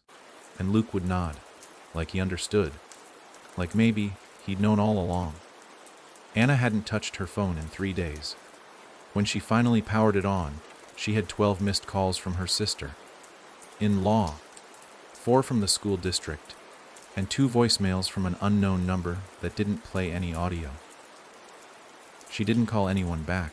She didn't know how to explain that she had gone into a house with 2 children, and come out with only 1, that her husband was still inside the house, somewhere, maybe, and might not even be her husband anymore. And how could she tell them that her younger son had chosen to stay? No one would believe her. And even if they did, what would they do? Burn the place down? It wouldn't matter. The house was older than fire. She dreamt of Caleb every night. But it wasn't like dreaming of someone who's gone. It wasn't sweet, nostalgic, heavy with grief. It was present. Immediate. He was still the same, 6 years old, his front tooth missing, hair sticking up on one side, always holding that ragged stuffed bear he used to chew on when nervous. In the dreams, he would sit on the edge of her motel bed, swinging his legs. "You left me," he'd say. "No," she'd whisper, voice thick. "You chose." I didn't know what it meant, he would answer, and she would cry. Always. "But it's okay," he'd say eventually. "I'm not alone." Then he'd turn, pointing toward the corner of the motel room where the shadows bled into each other too thickly. "She's with me now." Anna always woke up before she saw who she was. But she knew. She'd always known. On the 7th day, Luke asked a new question. "Can he come back?" Anna froze, spoon halfway to her mouth. They were sitting at a diner just off the highway. Everything smelled like burnt coffee and bleach. The waitress had been polite enough not to ask why they'd been there every day that week. Anna set the spoon down. "I don't know." Luke looked down at his plate, pushed scrambled eggs into a wall of toast. "I think I still hear him. Sometimes. When it's really quiet." Anna didn't answer, because she did too. But it wasn't a voice. It was a feeling, like a tug at the center of her chest. Like a heartbeat that didn't belong to her. She felt it when she looked at the mirror in the motel bathroom. At the long crack running down its side that hadn't been there when they checked in. She felt it when she stepped outside and saw their shadows stretching in the wrong direction. She felt it when Luke laughed. That echo. That pause. As if something else was still waiting to finish the sound. That night, Anna returned to the house. Alone. She didn't tell Luke. She left a note on the nightstand, next to his favorite stuffed dinosaur. "I'll be back. Don't open the door for anyone but me." The road to Hemwick stretched out like a wound. The trees leaned in closer the farther she drove, their branches like long fingers ready to catch her should she change her mind. She didn't. The house was still there. Of course it was. It looked smaller now, grayer, like it had been asleep and hadn't quite decided if it wanted to wake up. But the front door was open, waiting. Anna stepped inside. The smell hit her first.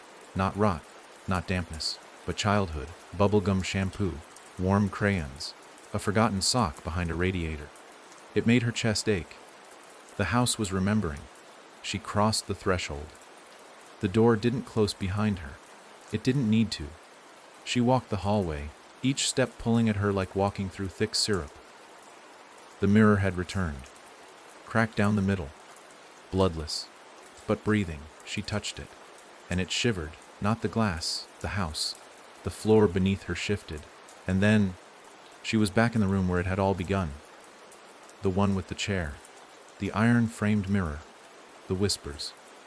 But this time, there was no monster, no Leela, just Caleb, sitting cross-legged on the stone floor, tracing patterns in the dust. He looked up, smiled. "Hi, Mommy." Anna fell to her knees, sobbing. He crawled into her arms, warm and real. She held him tightly, too tightly. "I want you to come home," she whispered into his hair. "I know," he said. "But I don't think I can." "Why not?" He pulled back just enough to look into her eyes. "She won't let me." Anna felt it then. Behind her, a hand, cold and long-fingered, settling gently on her shoulder. Then the voice. "You brought him back once. There is a cost for that." Anna turned slowly and saw herself. Not the stitched, broken copy, not the older one. This one was calm, whole, wearing the exact same clothes, smiling. "I took your place," the reflection said. "When you left, I stayed." Anna shook her head. "No, I never." "You did," the other said. "And I lived a full, peaceful life. Luke is safe. Ryan forgets. You were erased. It was clean. Until you came back."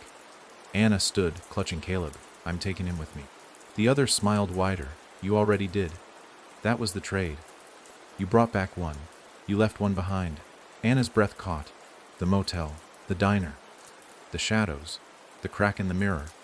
She hadn't escaped. She'd only been shifted, given someone else's piece, someone else's timeline. And now the house wanted balance. Caleb looked up at her, eyes soft. "It's okay, Mom. I can stay again." "No," Anna whispered. "You don't get to decide anymore," the other her said, gently, and the floor opened beneath them. Anna fell. Again. This time with Caleb in her arms. This time with her choice already made. She woke up in the motel bed. The lights flickered. Luke lay beside her, fast asleep. The note was gone. So was the dinosaur. The TV buzzed static, the screen frozen on a channel that didn't exist. In the mirror, behind her reflection, stood Caleb, smiling, waiting. For 3 days, Anna pretended nothing was wrong. She smiled when Luke asked for pancakes, even though the eggshells crumbled into dust in her hands. She nodded when the motel clerk mentioned checkout, though the clock in the lobby spun its hands backward every time she looked away. She even took Luke for a walk down the main road, pretending she didn't notice the way their shadows lagged behind them, then caught up too fast. But she knew. Every second, every breath, every blink, she knew. Caleb was still here. Not just here in the spiritual, poetic sense, not in her heart or her dreams, or as some fading memory stitched into the wallpaper of her thoughts. No, Caleb was here, in the same way air is here, in the same way gravity is. Present, unseen, unavoidable. And he wasn't alone. The others had followed. She saw them out of the corners of her eyes. Sometimes just a flicker. A long limb retreating behind a mirror, a face pressed against the motel TV screen when it was off. They never moved directly. Never made a sound. But they were always watching. The children who had stayed. The ones the house never let go. They had crossed over with her. Or maybe she had never crossed at all. The motel manager knocked on the door the morning of the 4th day. Anna didn't answer. She held her breath as the knock repeated, firmer this time.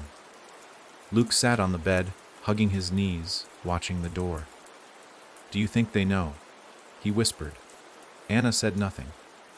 Her eyes were locked on the mirror across the room. The crack had grown. It now ran the full length of the glass, and behind it, where there should have been just reflection, was fog. No image, no bed, no lamp, no Anna. Just a dense, gray fog pressing against the other side of the glass like a thing trying to get in. Or trying to remember how to get out. The manager knocked once more, then left. Anna waited, listened, counted heartbeats. After a full minute of silence, she exhaled. Only the breath that left her didn't feel like hers. It felt borrowed. That night, the motel TV turned on by itself. It shouldn't have. She had unplugged it. Twice. The screen flared to life at exactly 3:03 a.m., casting the entire room in a cold, gray light. Anna sat up in bed instantly. Luke was already awake, sitting stiff with the blanket pulled up to his chin, eyes wide and locked on the screen. "Don't look," she said quickly, reaching for the remote. "Close your eyes." But it was too late. The picture wasn't static. It was the house. From above, a slow aerial shot, circling like a vulture. Only the house was different now. No longer gray. No longer crumbling. It had grown. Black vines climbed the walls, pulsing slightly, like veins. The roof had split down the middle, revealing something beneath it. Something breathing. And around the house, dozens of small shapes shifted through the grass. Children. Pale, silent, waiting. Then the image zoomed. Through the chimney, down into the attic, through the floorboards, into the mirror. And Anna saw herself, sitting in the chair again. This time her eyes were missing. She blinked, and the screen went black. The room was silent. Then came the knock. Tap, tap, tap, from behind the mirror. Anna moved slowly. She crossed the motel room, heart hammering, each step heavier than the last. Luke didn't speak. He watched her with those wide, too aware eyes, as if he already knew what was going to happen. When Anna stood in front of the mirror, she reached out. The glass was warm. It rippled. And then it cleared. On the other side, Caleb was standing in the fog. He was barefoot, shirtless. His skin looked wrong, too smooth, like it had been washed too many times. But his eyes were his, big, blue, familiar. He didn't speak. He just held out his hand. Anna stared at it. Then she whispered, "Are you real?" His mouth opened. But the voice that came out wasn't his. "He's not." Anna stumbled back. Caleb blinked. And the fog behind him parted, revealing her, the other Anna, the one who had taken her place. Still smiling, still clean, You didn't stay, the double said softly. I tried, Anna whispered. You said you would. I didn't know what that meant. Behind the double, shadows twisted, long-limbed, thin-faced. Some still wore children's clothes, some had outgrown them. All of them watched. You're bleeding into this world, the double said. Anna looked down. She hadn't noticed. But her feet had begun to drip, not blood, not water, ink, thick and black, sliding from her toes, pooling on the motel carpet like paint from a broken bottle. You don't belong here anymore, the other said. You brought the house with you. Anna shook her head. I just wanted to save my son. You broke the rules. Now we're all free. The shadows began to move, not toward the mirror, toward Anna, from inside the room, from behind the door, from under the bed, from the corners where the light never fully reached. She turned. Luke was gone. The bed was empty. The door was open. Cold air poured in. She ran. Outside, the world was wrong. The motel hallway stretched far too long in both directions. Doors multiplied, some upside, down, others pulsing gently like heartbeats. The EXITE sign was written backward. The carpet squished beneath her feet, soaked with something she didn't want to identify. Luke, she called, spinning, breath fogging in the suddenly freezing air. No answer. Only whispers. Too many to understand, but all of them calling her name. Anna, Anna, Anna. She turned a corner and found herself back at the motel lobby. Only it wasn't the lobby anymore. It was the basement. The real one. The first one. Stone walls, iron mirror, cold floor, and in the center Luke, standing alone. He turned as she entered, his eyes wide. I followed the door, he said. What door? He pointed behind her. She turned. The motel hallway was gone. Only the house remained now. And from its threshold, Caleb stepped forward. No longer smiling. No longer a child. He looked up at her with ancient eyes and said, in a voice that echoed too many others, you're not done yet. And the mirror cracked again. Not in the glass. In her mind. Anna didn't scream. She wanted to. Every nerve inside her begged for release, for a sound to carry some of this terror out of her body and into the world. But nothing came. She was too full of fear, of questions, of voices. The crack in her mind felt physical now. A line splitting down the center of her thoughts, making it hard to distinguish memory from moment, dream from waking. She stood between her sons, one behind her, one in front, and somehow, neither of them felt completely real. Luke reached for her hand. His fingers were ice. Caleb simply watched, not blinking, not moving. His face was unreadable, but there was something behind his eyes now. Depth, like looking into a well and seeing no bottom. Anna swallowed hard. The air tasted of damp ash, the lingering stench of something burnt long ago. Why are we here? She asked, but her voice sounded distant, muffled, like she was speaking through a thick pane of glass. No answer, not at first. Then Caleb tilted his head, and in a voice that was his and not his, said, You followed the crack. Anna's skin prickled. The one in the mirror. In you, he said. The walls began to pulse, slow and steady.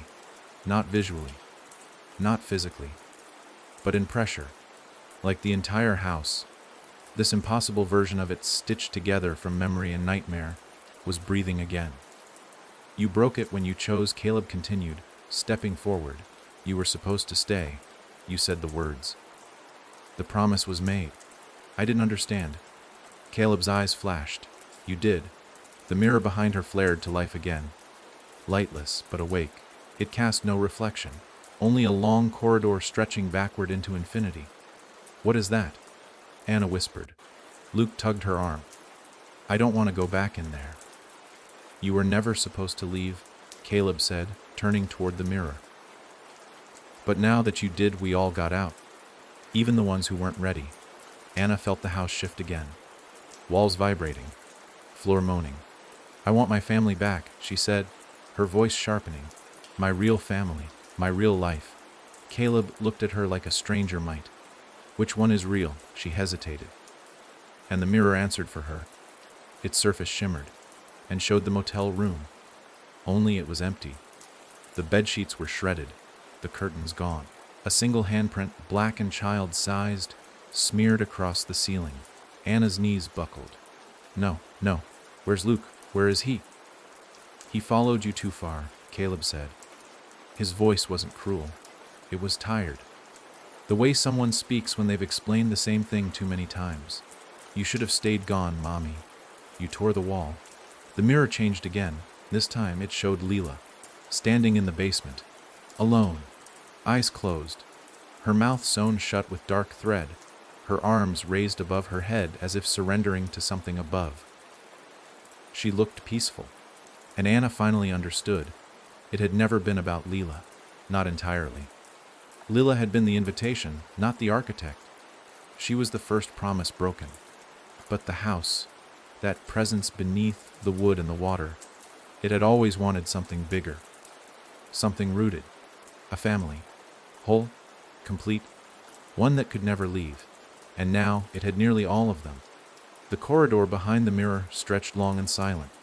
Anna walked it alone. The boys had faded when she stepped through. Caleb first, then Luke, like shadows peeled off her back. The door had closed behind her with a soft click. Here, in this place, between places, there was no sound except the subtle hum of walls remembering themselves. She walked, and the corridor changed. With every step, pieces of her life slotted into the spaces around her. A school hallway, flickering lights above. The night Luke was born. The monitor beeping in time with her contractions. Caleb's 3rd birthday, the frosting smeared across his face. The first time she lied to Ryan about what she'd seen in the reflection. Each memory framed like a painting on the wall, each one whispering her name. But they weren't static. In one, her children were laughing. In the next, they were drowning. In another, she stood on the porch, watching herself smile while something else held her children. Something wearing her skin like a favorite coat. The house wasn't a building, it was a story. And it was rewriting her. At the corridor's end stood a door made of bone. No handle, no hinges. Just a word carved into the surface in a language she didn't know, but still understood. OFFER. She pressed her hand to it. It opened soundlessly, and inside was a cradle. Old wooden, rocking on its own. Inside lay a bundle wrapped in tattered cloth. She stepped forward, heart in her throat. She pulled back the cloth. Nothing. No baby, no child, just teeth. Hundreds of small, perfectly white baby teeth, polished and arranged in a spiral. She gasped, and the cradle screeched. Not the wood, the thing inside it. It unfolded fast and fluid, crawling toward her with impossible joints and too many limbs, mouthless but screaming anyway. Anna turned to run. But the door was gone. The cradle, thing lunged, and everything went black. She woke up in her old bed, the one from childhood. The butterflies were still on the wallpaper. The air smelled like lemon soap. Leela sat at the edge of the bed, brushing a doll's hair. Is it over? Anna whispered. Leela didn't look up. No. Where are the boys? You brought them too far, she said, still brushing. They're fading. Anna sat up. I need to fix it. Leela stopped, turned to her. There's only one way now, she said. You know that? Anna closed her eyes. She did. She always had. It wasn't about saving anyone. It was about taking their place. Letting the house settle. Letting it stop needing. But it wouldn't stop at her. It would keep pulling. Again. Until someone stayed willingly. Until the house was full. Until the cracks closed. Until the breathing stopped. Leela tilted her head. You ready? Anna opened her eyes. No, she said. But I'm going anyway. There was no door this time. When Anna stood from the bed, her old bed, the one with the splintered leg and the loose board near the foot, there wasn't even a wall anymore. Just space. An endless field of gray fog that stretched out like a sea, its horizon pulsing with light that never got closer. The butterflies on the wallpaper peeled slowly behind her, dropping one by one to the carpet. Each made a soft papery sound when it landed, like a page turning in an empty room. Leela didn't follow. She just sat, brushing the doll's hair, its scalp now visible from too many strokes, its head lolling sideways like something broken. Anna stepped forward into the fog, barefoot, breath shallow. The floor beneath her wasn't carpet anymore. It wasn't wood or stone or anything she could name. It gave just enough to remind her that if she stopped moving, it might stop holding her.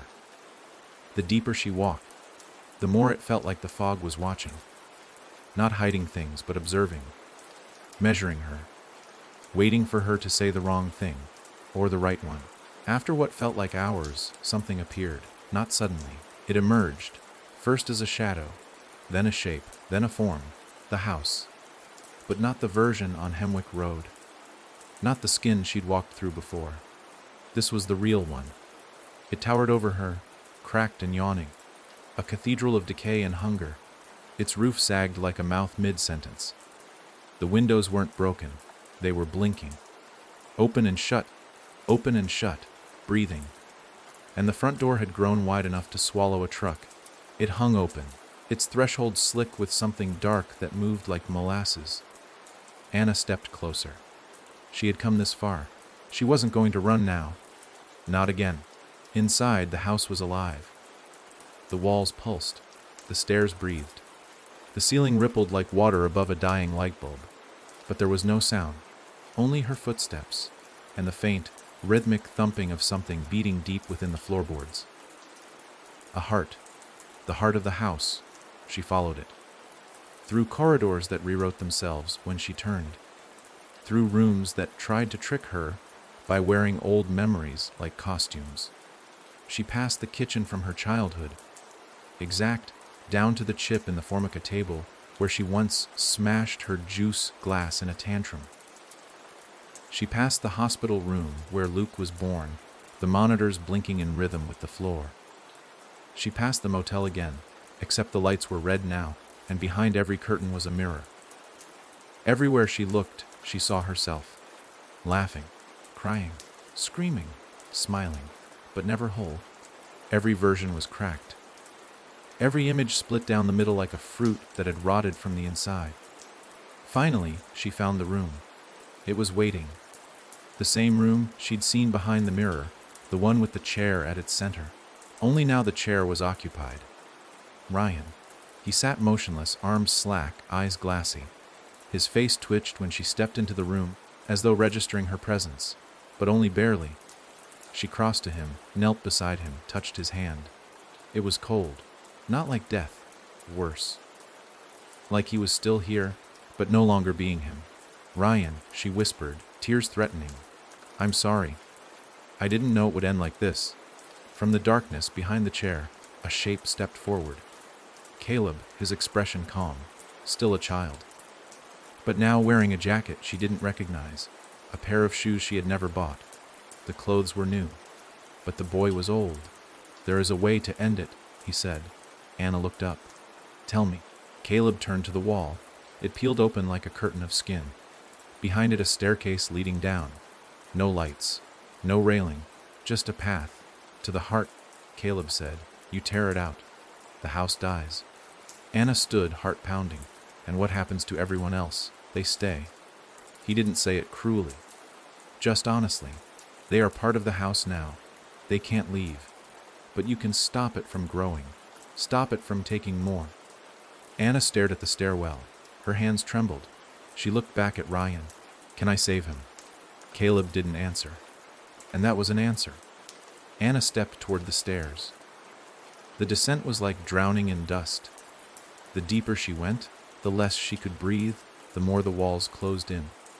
The heartbeat grew louder, faster, almost panicked, like the house knew what she was about to do. She passed doors. Each one cracked open just enough to glimpse what lay inside. Luke, still a baby, crying alone in a crib while something hunched in the corner. Her mother, whispering into a sink full of blood. Leela, again and again and again, eyes open underwater. The house didn't show her these things to stop her. It showed her to warn her. That even if she made it to the heart, what she did there would cost everything. When she reached the bottom, there was no room. No floor. Only the thing. The heart of the house. It wasn't beating anymore. It was watching. A great mass of roots and blood and mirror shards, wrapped around a pulsing core. Faces moved within it, some familiar, some not. Children, adults, screaming, Laughing. silent. The core blinked. Anna took a step forward. "Let them go," she whispered. The heart answered with silence. Anna raised her hand. It glowed. A memory, a life, all the pain, all the love, everything she had ever been. She reached into the heart. It screamed. So did she. Her skin cracked. Her vision blurred. Something ancient screamed her name, not as a threat, but as a plea. She pulled. And the heart burst. She woke up outside the house. Alone. No fog. No blood. No door. Just ash. The house was gone. Completely. A burn mark on the earth. No debris, no smoke. Just silence. And in that silence, she heard a voice. "Mummy." She turned. And both her sons were standing there. Luke, Caleb. Real. Breathing. Whole. She dropped to her knees and sobbed. But behind them, where the road should have been, there was only mirror. A mile long. Cracked. And watching. The mirror didn't shimmer. It didn't ripple like water or hum with some invisible force. It simply stood there, a wall of glass stretching from treetop to treetop, as wide as the sky and twice as still. No frame, no seams, just a perfect pane of silver that had replaced the entire horizon. And it was watching. Anna could feel it in her teeth. A low frequency vibration that buzzed behind her molars, rattled her jaw, made her tongue go numb. It wasn't sound. It was attention. The kind you can't hide from. The kind that sees not only where you are, but where you've been, what you regret, what you'd give anything to take back. Behind her, Caleb and Luke stood quietly. They didn't speak. They didn't move. She wanted to reach for them, pull them close, but her hands wouldn't work. She couldn't even turn. The mirror wanted her to look first, to really look. So she did. And it didn't show her reflection. It showed versions. Anna after Anna, stacked side by side in infinite rows, smiling, screaming, cradling children that weren't hers, bleeding from eyes that glowed with silver light. In one, she was drowning. In another, she was floating just above the surface of the lake, her body limp as weeds wrapped around her ankles. In the worst one, she stood beside the house, holding hands with Caleb and Luke, except their faces were mirrors too, blank, featureless, reflective. Her heart dropped. The mirror was showing her outcomes, lives she might have lived, futures she barely escaped. Somewhere in the distance, thunder cracked, not from the sky, but from inside the glass. A vertical fracture shot across the middle of the mirror, spidering out like a wound reopening. Caleb took a step closer. "What is that?" he whispered. Anna swallowed. "It's the crack. The one we made when we broke the pattern. Are we going back?" Luke asked softly. Anna turned to them finally. "No," she said. "We're not going back. We're not going forward either." "What do you mean?" "We're in it now." Her voice broke. "It followed us. Or maybe we never left." Behind them, the air changed. The trees, once familiar, now bent in unnatural ways. Their trunks arched toward the mirror like they were praying to it. The sky dimmed, but not from clouds. It was the light itself pulling away, like the sun didn't want to see what came next. Anna took her sons by the hands. "We walk." For hours, maybe days, they moved alongside the mirror. It never ended. They tried turning away from it once, cutting through the trees in the opposite direction, but the further they got, the more the forest twisted. Branches curling back toward the glass, leaves shriveling mid-air, roots growing in spirals beneath their feet. Eventually, they stopped trying. They walked in silence, each step crunching dead leaves that hadn't been there the day before. Every now and then, Luke would ask how much longer, or Caleb would pause to glance behind them.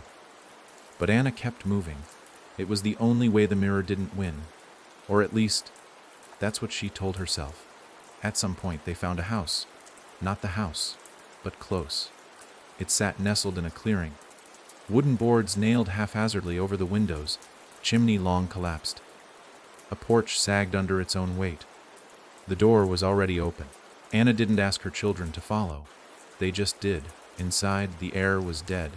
No dust, no mold, no rot, just stillness, too clean, too exact, like a memory built from scratch. "Where are we?" Caleb asked. Anna didn't answer, because she knew they were back. But not in the way they had been before. This was the house's final shape, its resting form. A replica of itself. Rebuilt from all the versions they'd seen in the mirror, stitched into something that felt like a place, but pulsed like a trap. And at the center of the room stood a new mirror, tall, freestanding, framed in white. Its surface was smooth and blank, no cracks, no reflections, no versions, just a question burned in scorched letters across the floor beneath it. Which one will stay? Luke read it aloud. Caleb didn't move. Anna stepped forward. "I already stayed," she said to the mirror. "You took me." "I gave myself." No response. She said it louder. "You took me." The mirror darkened slightly, and in it for a brief moment, Ryan appeared. Alone. Still sitting in the chair, but now his skin had thinned, gone almost translucent. His mouth was open, dry, gasping for a voice that wouldn't come. "Mom," Caleb said, "he's still in there." "I know." Luke squeezed her hand. "Can we get him back?" "I don't know." Another word appeared on the mirror. Carved this time, bleeding balance. Anna stared at the word until her eyes stung. Then she turned to her sons. "I have to go." "No," Caleb said immediately. "You can't." Luke stepped back, shaking his head. But she knew. This had always been the only way. "I went too far," she said. "I broke too many things. The house let me pull you out. That was my one gift. My mistake was trying to live past it." She took a breath that burned all the way down. "Now I have to make it right." Caleb started to cry. Real tears this time. Not the silent mirror-tainted kind, but heavy, wet sobs that shook his small chest. "I don't want to lose you." "You won't." She touched his face. "Everything in this house is a lie, but the love I have for you, that's the one thing it can't take." Anna stepped toward the mirror. It shimmered, finally. A ripple, a breath. A door. The words on the floor rearranged. "Only one goes forward." She turned back one last time and smiled. "Go, Lev." Then she stepped in. The world behind the glass was cold. Not in temperature, but in memory. There was nothing. Just white space. And then, pain. Sharp, real, crushing. Anna gasped as the chair beneath her snapped back into place.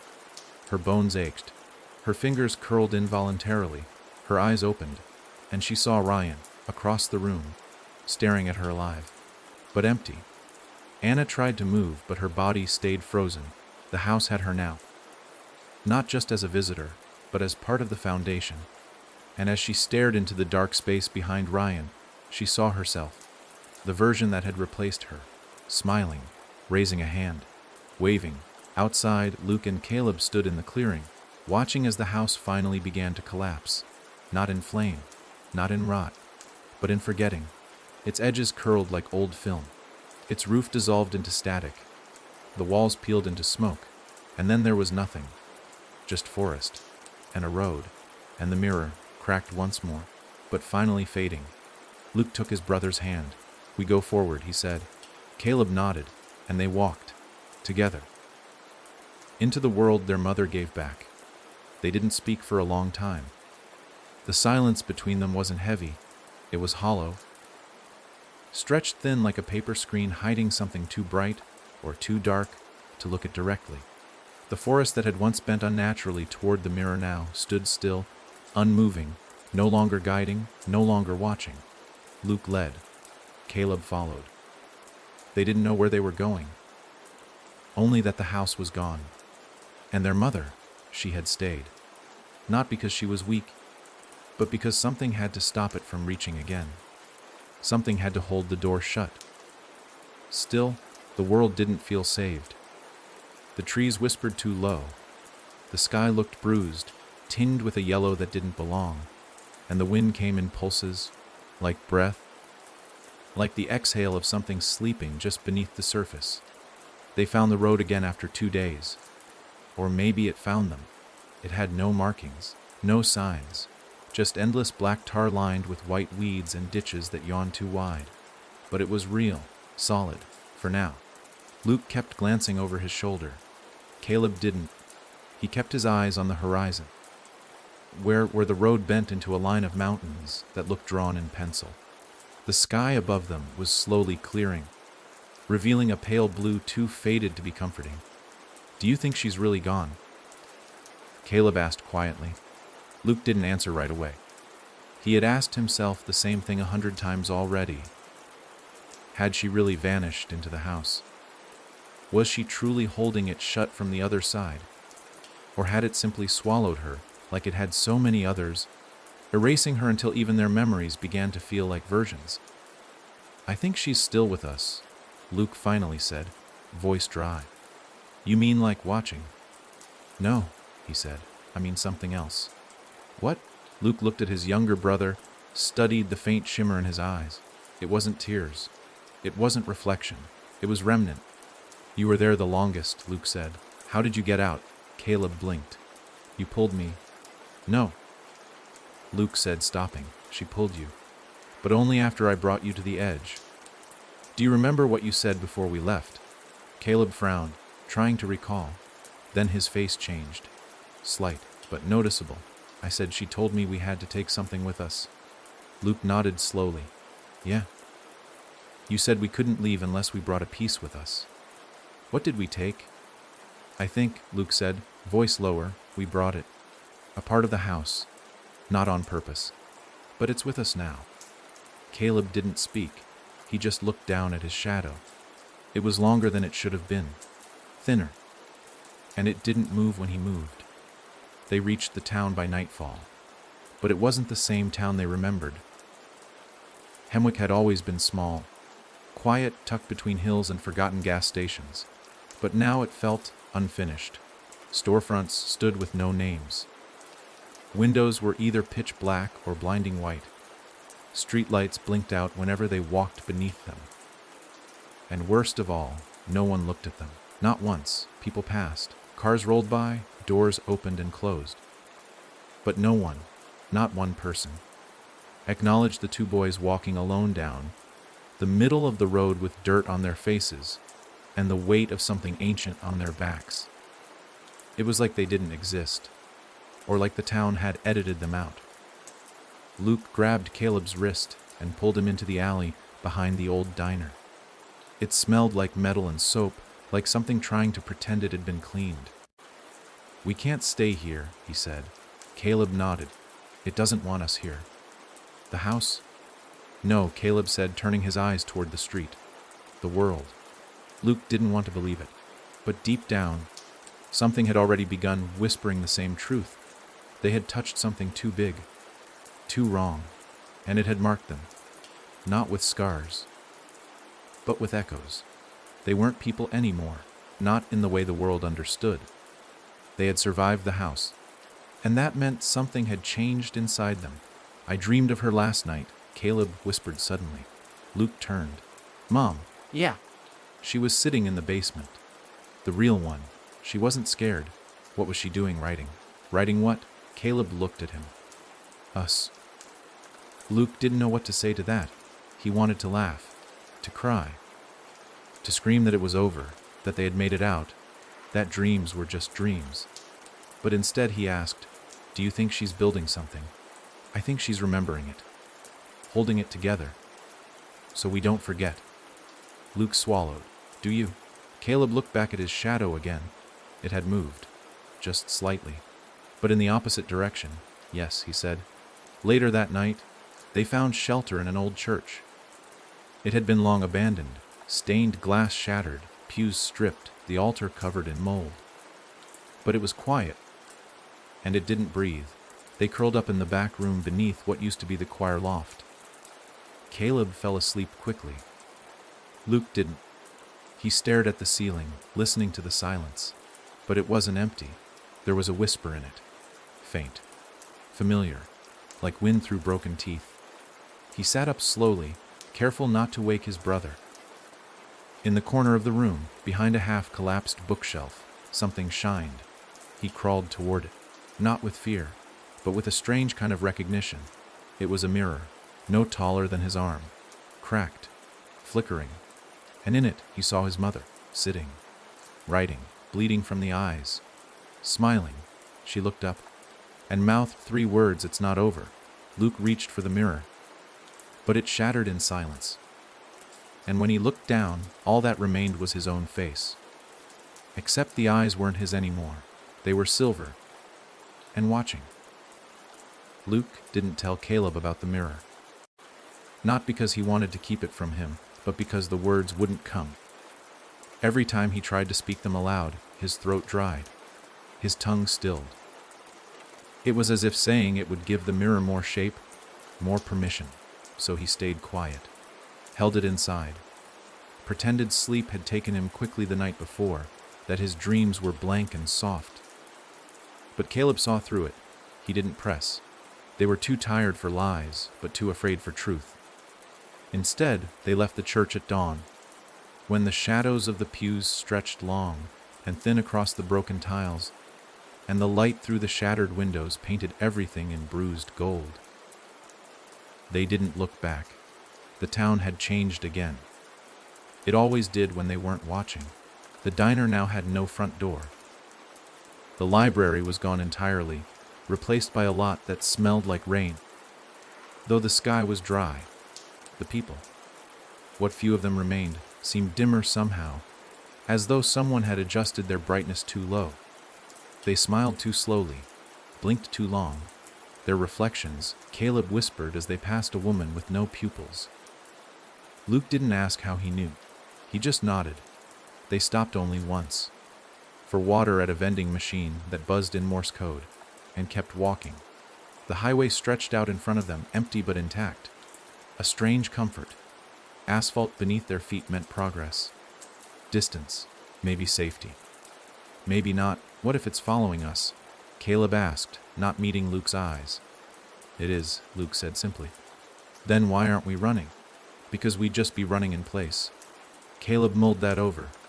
Then, softly, like a dream. Worse. They spent the next night in an abandoned rest stop. The bathroom was overgrown with ivy that had crept in through a broken window, wrapping the sinks in a slow, silent choke. Caleb slept in a stall with his hoodie balled under his head. Luke lay on the tiled floor, arms folded, staring at the flickering light overhead. He didn't remember closing his eyes, but he remembered what opened them. A sound. Not loud, not sharp, just wet, like something dragging itself across linoleum. He sat up. Caleb was still sleeping, but the shadows weren't right. They moved. Slow and deliberate, like someone crawling just outside the edge of the light. Luke froze, heart thundering. Then, slowly, he reached for his backpack and pulled out the shard of mirror he'd hidden since the church. He hadn't told Caleb about that either. He held it up and saw it. A figure, pale, thin, crooked. Its joints bent the wrong way, and its face was a smear like a smudged thumbprint across wet glass. It crouched just behind the sinks, watching him through the reflection. Luke didn't move. He couldn't blink. The thing leaned closer, long fingers twitching. Then it spoke. Not aloud, inside his head. "You remember me?" Luke's grip tightened on the mirror. "I don't. You do. You carried me. Out of the house. You took me through." Luke's breath hitched. It wasn't lying. He had felt something when they crossed the threshold. Something cold clinging to his back, something lightless. But he thought it was fear. "Not this. What do you want?" To be seen. The lights blinked once, twice, and when they came back fully, the figure was gone. Luke looked in the shard again. Only his own reflection. But his eyes were still wrong, still silver. The next morning, Caleb was waiting for him. He didn't say anything, just nodded, and together they left the rest stop. This time, they didn't talk, didn't wonder out loud, didn't question what waited up the road. But as they walked, something else did. A noise. It started low, like static caught in wind. Then words, faint, repetitive. A voice, Anna's voice, crackling from the treetops. "I'll remember, remember, remember." Luke looked up. The trees swayed, though there was no breeze. Their leaves shimmered like broken glass. He closed his eyes, and the whisper sharpened, "He's not Caleb anymore." Luke froze, turned to his brother. Caleb had stopped walking. He stood in the middle of the road, head tilted, eyes glazed, and then he smiled. Not kindly, not like Caleb. Luke stepped back. "What did you just say?" Caleb blinked, and the smile vanished. "What?" he asked, confused. "I didn't say anything." "You did. You?" Luke stopped, because he wasn't sure anymore. Had the words come from Caleb's mouth, or his own mind? The trees above whispered again, and now the voice sounded closer. "You left the wrong one behind." Luke backed away. Caleb frowned. "Why are you looking at me like that?" But Luke didn't answer, because he didn't know what he was looking at anymore. They made camp that night under a crumbling overpass. Trucks used to pass overhead, now only silence. Caleb built a small fire with dry twigs and matchsticks stolen from a gas station months ago. The flames flickered a dull orange, casting their shadows against the concrete. Luke kept his distance. Caleb noticed. "Something's wrong with me," he said quietly. Luke looked up. "I don't remember getting out," Caleb continued. "Not really. One minute I was in the attic. Then I was holding your hand, outside the mirror." Luke said nothing. "I think something else came through. I think it brought me with it. Like I was the vessel." Luke swallowed hard. "Do you think I'm still me?" Luke didn't answer. Not because he didn't know, but because he did. And the truth was worse than silence. That night, Luke dreamed of the house again. Except this time, he was inside it. Alone. Every door was closed, every window bricked over. The basement stairs stretched down forever, and from below came one sound, again and again. Knocking, soft, rhythmic, intentional.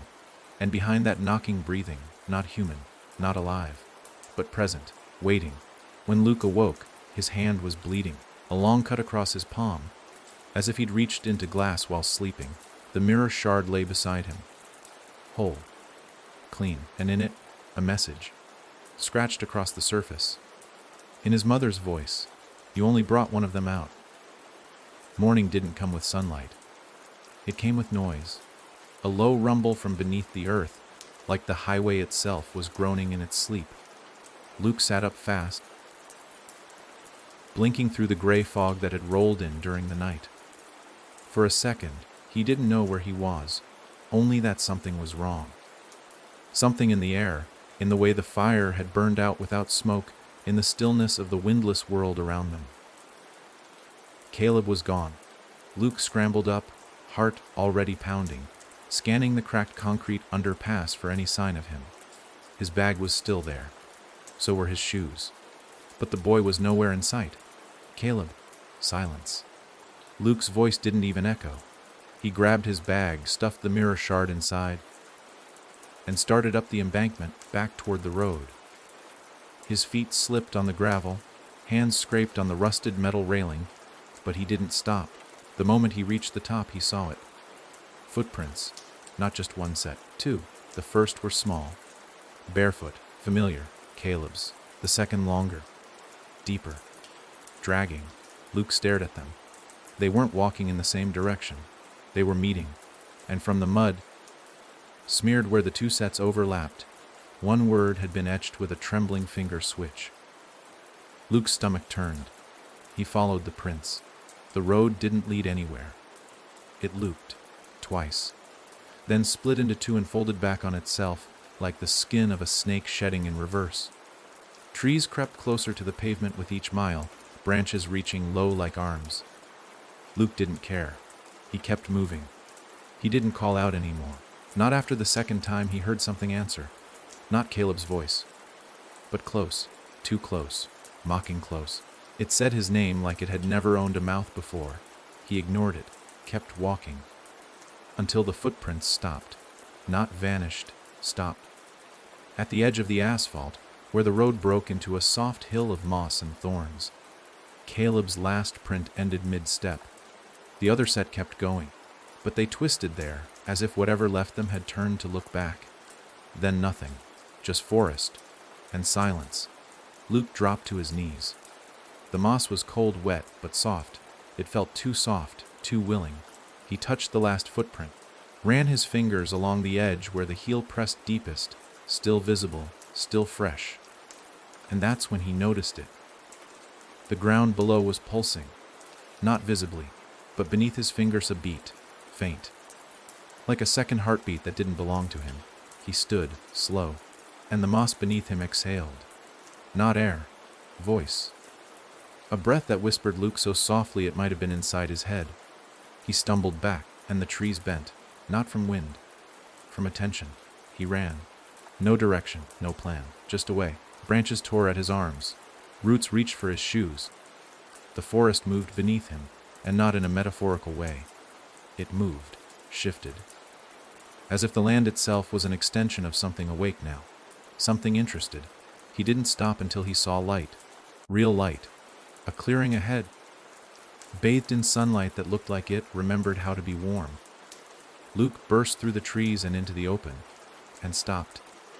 Because there, in the center of the field, stood the house, not the twisted version, not the bleeding bones and breathing walls. His house, white porch, yellow shutters, wind chimes made from spoons, the way it looked the day before Leela disappeared, frozen in time, perfect, pristine, wrong. So very, very wrong, because none of this was possible. He approached slowly, feet crunching over dry grass. The air smelled like laundry, detergent, and flowers his mother used to plant in spring. Too sweet, too staged. As if someone had built this entire scene from memory, hoping he wouldn't notice the seams. The front door creaked open before he touched it. Inside, the house was alive with motion. Not people, not sounds. Moments. They moved through the air like smoke. Images drifting past him. Leela on the couch with a coloring book, Caleb trying to reach the cookie jar, Ryan and Anna dancing in the kitchen. The past was here, playing like a movie with no screen. But something was off. The moments kept repeating. Leela smiled. Coloring. Then looped again. Coloring. Caleb laughed, dropped the jar lid. Then again, and again. Each replay just slightly more distorted. Slightly wrong. The coloring page shifted into scribbles. The cookie jar lid cracked. Ryan's eyes glazed. And Anna, she stared straight at Luke. Through the memory. Through the house. Through everything. She was behind the moment. Behind the film. A presence beneath the reel. She mouthed something, again. He's not your brother. The scene melted. The house peeled away like paper dipped in water. And Luke was no longer in his living room. He was in the mirror room. It had returned. The chair. The single bulb swinging above. The mirror, full length, framed, cracked. But this time, someone was sitting in the chair. He stepped closer. His knees nearly gave out. It was Caleb. Real. Breathing. Bound by shadows. Not rope. Not chains. Reflections. They held him in place. His eyes were wide. Mouth sewn shut with the same black thread he remembered from the basement. But worse, he was mouthing something beneath the stitches. Luke stepped closer. Kneeling. Watching. The words became clear. I'm still here. Behind him, another figure stepped out of the shadows. Same height, same face, same voice. But not the same eyes. This Caleb was smiling. He reached into his mouth and pulled the thread out in one long, wet line, then said, I'm not going back. Luke turned. He didn't scream, didn't cry. He just whispered, what are you? The knot. Caleb grinned wider. I'm the one that paid attention. The one that listened while you begged in your sleep. The one who saw the door before it closed. He leaned in, voice cold. I'm the one she didn't save. Luke's heart stopped. Because that meant the real Caleb had never left. The switch had happened before they even got out. And everything since. The walking, the road, the silence. It had been with the wrong one. The knot. Caleb raised a hand. Now, he said, you're going to take my place. And behind Luke, the chair creaked. The chair behind Luke groaned with weight that hadn't been there a second ago. It wasn't just sound. It was pressure. The kind that pushed against the skin, that made your spine want to curl, your knees want to fold. Something sat there now. Something heavy. Something expectant. Luke didn't dare turn around. His legs locked, his breath hitched in his throat. The knot Caleb was watching him, standing a few feet away, head cocked in that perfect angle children shouldn't know. The grin remained, calm, pleased. As though this entire moment had been rehearsed, and he'd been waiting patiently for Luke to catch up. "You know what the house needs," he said. Luke's voice came out hollow. "What?" A host. The word stuck in the air like smoke. Not Caleb stepped forward. "It's hollow now, since she stayed. Since she took the heart and left the doors open. Something had to patch the seams. Something had to sit still enough for it to mold around." Luke's hands curled into fists. "You're lying. If I was, you wouldn't have seen me first when we got out. You wouldn't have heard her voice warning you about the wrong one." His grin dropped for the first time, and you wouldn't have ignored it. Luke opened his mouth, but nothing came out, because somewhere deep inside, he knew. He'd known it for days. Known it when Caleb said strange things in his sleep. Known it when he watched a shadow move opposite his brother's feet. Known it when he woke with the bloodied mirror shard and didn't ask questions. "You wore him," Luke whispered. Not Caleb nodded. "I wore him well." Behind Luke, the chair creaked again, like it was getting impatient. "Take my place," the boy said again. Luke clenched his jaw. "I'm not going to sit in that thing. Then he'll never leave." Not, Caleb glanced past him. "He'll stay bound, forever." Kept quiet. Kept watching. "And you'll keep walking, thinking the nightmare's over, while I build new doors in your name." Luke's stomach dropped. "You're using me. You're a conduit," he said simply. "You touched too much of the house. It liked you. Saw your guilt. Saw your cracks." He leaned in, voice sharp as a needle. "You were always meant to be the vessel." Luke took a step back. "Why not take me then? Why wait this long?" "Because she pulled you too fast," the boy said. "Your mother. She yanked you out before the house finished what it started. But now," his eyes glinted silver, "now it's ready." And then the chair behind Luke spoke. Not a sound, a voice. But it wasn't human. It was hers, Anna's, whispering like wind through a locked attic door. "Sit and it ends." Luke spun around. The chair was empty again. The ropes slack. But the room had changed. The mirrors on the walls no longer cracked. They were whole. And in each one, he saw a different version of himself, sitting, bound, screaming, silent, some with eyes, some without, all trapped.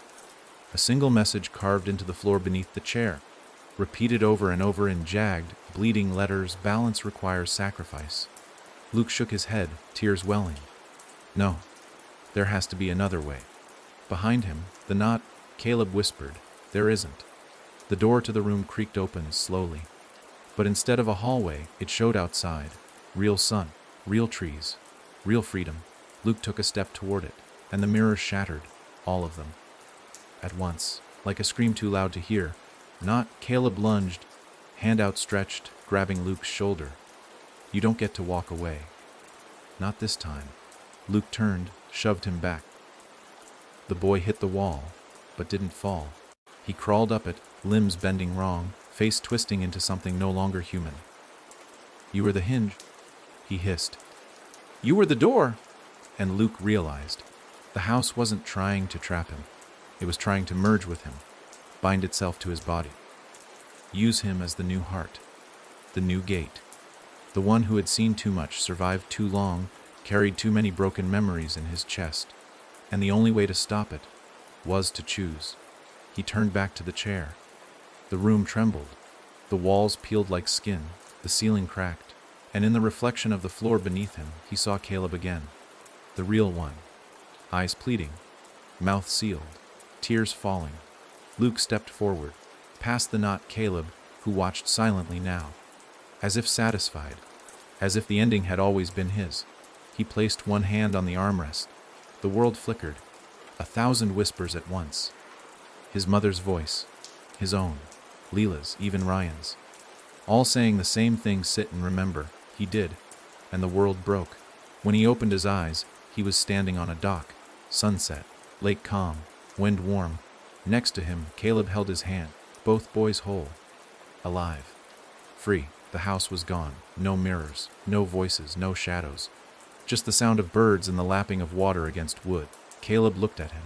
Is it over? Luke hesitated, then nodded. But deep inside, beneath his ribs, something pulsed, slow, steady, like a heartbeat. But not his. Not anymore. For the first time in weeks, or maybe years, time had long since lost its shape. Luke felt something close to peace. The lake stretched out before them in an unbroken sheet of gold, clouds feathering the sky above like brush strokes. The wind, soft and indifferent, ruffled Caleb's hair. They stood side by side on the dock, hands lightly clasped, neither speaking. There was no need. This was what they'd been reaching for. The outside, the end, the light. But even as the surface of the lake shimmered like glass, Luke could hear it, the sound beneath the silence. It wasn't loud. It wasn't even a sound, not really. More like pressure. A low thrum behind the ears. A memory playing backwards. It reminded him of the mirror's hum, of the tension in the house before the screams started, like something watching from deep water. He turned slightly. Caleb looked at peace. Real peace, not the slack-faced calm of the not Caleb, not the robotic mimicry of safety. This was his brother, his real brother, the way his fingers fidgeted, the small crease between his eyebrows as he thought too hard, the way he kept 1 foot half off the dock like he might run, just in case. You feel it too, Luke said quietly. Caleb's fingers twitched. Yeah. They didn't look at each other, because they both already knew. Whatever Luke had taken into the chair, whatever he'd agreed to bind within himself, it hadn't stayed bound. It was quiet, yes. Still. Like an animal waiting for the right moment to breathe again. But it was there. He could feel it coiled around his spine like smoke. And worse, he could feel it remembering. Did you see anything? Luke asked carefully. When? While you were trapped. In the house. Caleb nodded slowly. A lot. Did it talk to you? No, Caleb said. It didn't need to. It showed me things. It played them. Luke shivered. Like what? Caleb finally looked at him. His eyes, for a moment, flickered, not with silver, but with something older, versions of me, of you, of us, dying, killing, repeating. There was a version where I drowned in the lake before we ever found the attic door, another where you broke the mirror and got pulled through it like taffy, one where Mom was never real, one where you weren't. Luke swallowed. And the house was always watching, through all of them. Luke turned back to the water. Then how are we here? I think, Caleb said, voice quiet. This is what it wanted all along. Luke's head snapped toward him. What? Not the house, Caleb clarified. Not the structure. The thing inside it. The thing beneath it. It needed us to bring it here. To the lake. This lake. Luke's chest tightened. He remembered now. The way the house always bent back toward water. The attic window facing it. The basement drain leading toward it. Even in dreams, he'd always heard dripping. It hadn't been a coincidence. The house wasn't its origin. The house was its shell. But the lake was home. That night, they didn't build a fire. They lay in the grass beside the dock, looking up at a sky full of stars that blinked a little too slowly. Luke couldn't sleep. His body was tired, but his blood felt awake, like it had grown eyes inside his veins. He stared at the sky, and for a moment, thought he saw it move. Not the stars, the sky itself, rippling like cloth. He closed his eyes, and dreamed of the lake. But in the dream, it wasn't still. It opened. Not with a splash or a ripple, but like a mouth. From the center, where the moon touched the water, something black rose slowly, no form, no sound, just darkness reaching upward, tall as the trees, taller, taller, until it blocked the sky. And from within it came a voice, soft, familiar, like a lullaby played on broken piano keys. You carried me. Luke woke with a gasp. His hands were shaking. Across from him, Caleb was already awake. He didn't ask what Luke had seen. He had seen it too.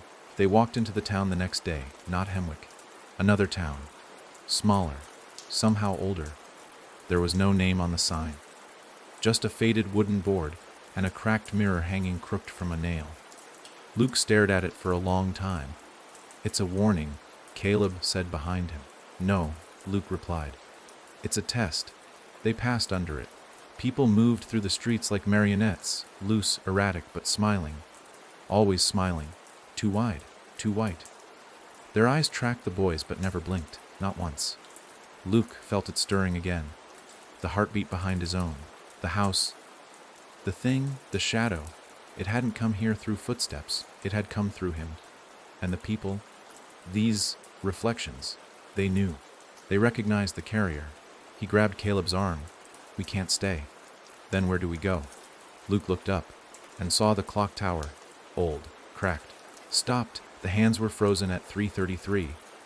But as they stared, the minute hand twitched, then again, then moved backward, and the ground beneath their feet rippled, like the lake, like breath, like a pulse. They ran, not out of fear, but instinct, because deep inside, they both understood this town wasn't real, not anymore. It was another memory, another piece of the house, spilled out into the world like ink in water, and it was spreading. Every town they reached would be part of it, unless they found the source, unless they ended it. They made camp outside the town limits. Neither spoke. The stars above flickered. The moon wept a thin beam of silver over the trees, and the lake, in the distance, was waiting. Luke lay still, eyes closed, listening to the beat behind his ribs. It was getting louder, more certain. And then, in the dark, Caleb whispered, "Do you still have it?" Luke opened his eyes. "Have what?" "The mirror." Luke hesitated, then reached into his bag, pulled it out. The shard was dull now, no reflections, just black glass. Caleb took it gently and carved something into the dirt beside them. 3 symbols, not letters, marks. And when Luke leaned closer, he realized they weren't for protection. They were coordinates. And the last one pointed to the center of the lake, to the thing that waited, to the thing that wanted out. Caleb looked at him, voice hollow, certain. "The mirror isn't broken, it's open." And behind them, far behind them, the dock creaked. Not from wind, but footsteps. The dock creaked again, once, twice. Each grown slow and deliberate, the sound of wood reluctantly bearing weight. Luke's breath caught in his chest. The fire they hadn't lit cast no light, but the moon betrayed everything. Silver shadows slid over the grass, stretching toward them with the long, searching patience of something that had been hunting quietly. Caleb didn't move. He just stared at the water, eyes hollow, face unreadable. His body was too still, not like sleep, like listening, like he could hear the thing before it stepped into view. Luke turned slowly and saw it. Not a figure, not a shape, just a presence, a wrongness at the end of the dock. The air shimmered around it, as though reality had grown too thin to hold what was inside. Something tall loomed there, just past the reach of the moonlight, but not hidden. Never hidden, just patient. Luke didn't speak. He knew it was useless. This wasn't something to reason with. It remembered him. It had come to collect. But instead of moving closer, it stepped back into the lake. The wood beneath its feet didn't creak this time. The water didn't splash. It sank in silently, the surface accepting it without ripple. And as it vanished, a single voice entered Luke's head. Bring him to the center, then silence. But not peace. Never peace. They left at dawn. No discussion, no plan, just motion. The coordinates Caleb carved into the dirt were etched into both of their minds now. The marks weren't letters, but they meant something. Directions, distances, maybe even memories. Luke had stopped trying to understand them. The shard had given him just enough to feel their pull, like gravity inverted. The farther they walked, the lighter he felt. And not in a good way. The road to the lake was no longer straight. It breathed. It twisted like intestines, curling back over its own footprints. forcing them to pass places they had already seen. A field of chairs. A hallway of lights. A single door standing in the middle of an empty lot. Luke saw the same torn teddy bear on the side of the road 5 times before realizing they weren't looping. The world was. "It's unraveling," Caleb murmured. Luke didn't ask what he meant. He could feel it too. Time was cracking. Space bending. The house wasn't a place anymore. It was a virus. A refracted thought. And the closer they got to the water, the more the real world dissolved into its reflection. Eventually, they reached the edge of the lake. It didn't look the same. The dock was gone. The trees bent inward like mourners. The air had the taste of static and old blood, but the lake itself, it was calm, deceptively calm, still glass-like. And at the center, far beyond what the eye should be able to see, was a single black dot. Luke felt it before he saw it. A point of pressure. Of focus. And around it, the water turned ever so slightly. A whirlpool too slow to notice unless you stared long enough. "It wants us to go," Luke said. Caleb didn't reply. He walked into the water. Fully dressed. No hesitation. Like he'd been told to do it in a dream he couldn't remember. Luke followed. The lake was cold. Not water cold. Memory cold. Each step pulled at something behind the eyes, dredging up feelings and images that didn't belong to them. Luke saw Leela's face, then Ryan's. He saw himself, younger, opening the attic door. He saw the mirror. The chair. His mother's hands shaking as she wrote names on the walls in lipstick. And then he saw himself again, older, bound, eyes silver, smiling. The lake pulled that one back under before he could scream. Caleb was ahead now, waist deep. The water didn't ripple around him. It parted like smoke, like it knew him. Luke pressed forward. When they reached the middle, the black dot became clear. It was a door, floating, wooden, familiar, the same one from the house, the one that had always stayed closed, until now. It opened without sound, and beyond it was nothing, just darkness, not absence, not void, but waiting. Luke reached for Caleb's hand. Caleb pulled away. "I have to go alone," he said. "No," Luke replied, voice cracking. "Not again. You didn't bring me here for nothing." Luke's lips trembled. "That thing, it doesn't just want you. It wants through you. You don't have to give it what it wants." Caleb looked back and smiled, but not like before. This time, it was real. "I'm not giving it anything," he said. "I'm tricking it." Luke blinked. "What?" Caleb stepped toward the doorway and turned just enough to whisper, "It thinks it knows who I am." Then he vanished into the dark. The door slammed shut, and the lake exploded. Luke was thrown backward, the water flinging him like a rag doll toward the shore. He hit sand and slid. When he opened his eyes, the sky had turned red. The trees screamed. The lake was rising, not in waves, but shape, a tower, a spine, a house. It was building itself back from the center out, erupting from water, crawling over trees, threading itself into the world like rot. Luke staggered to his feet, coughing, crying, screaming Caleb's name, but there was no answer. The doorway had disappeared, and in its place, a window, high, in the peak of the house, and behind it a flicker of movement, a hand small, familiar, pressed to the glass, not Caleb's, Leela's, still alive, still inside, still watching. And the world, once again, began to turn. The house had risen like a wound from the center of the lake, its silhouette jagged against the bleeding sky. No longer the warped, half-buried ruin they'd once escaped. It now stood full, monstrous, proud. A cathedral of rot. Its roof reached the clouds, its walls glistening as though slick with breath, and in its very highest window, framed in splinters and shadows, was Leela. Her hand was pressed against the glass, small, pale, still, but her eyes weren't searching, they were locked on Luke, not pleading, not afraid, just watching, like she had been waiting. Luke's knees hit the sand. His body refused to move. His mind screamed. But the sound fell silent behind his teeth. He couldn't understand what he was looking at. How she could still be there after all this time. She had vanished before the attic, before the mirror. She was the reason they went in the first place. Her disappearance had started it all, but she hadn't disappeared. She'd been taken, or worse, chosen. And now she was part of the house. He looked at the lake. The water no longer reflected the sky. It reflected her, dozens of her, hundreds Leela in different dresses, different ages, Leela smiling, Leela crying, Leela with her eyes sewn shut, Leela with no face. The house was made of her. And at its base, where roots of wet wood tangled into the dirt, a new door had appeared. Not open, not closed, just waiting. Luke stood. The world tilted. Not metaphorically, literally. The sky spun clockwise. The ground heaved beneath his feet. The house wasn't just built on this land. It was grafting itself to it.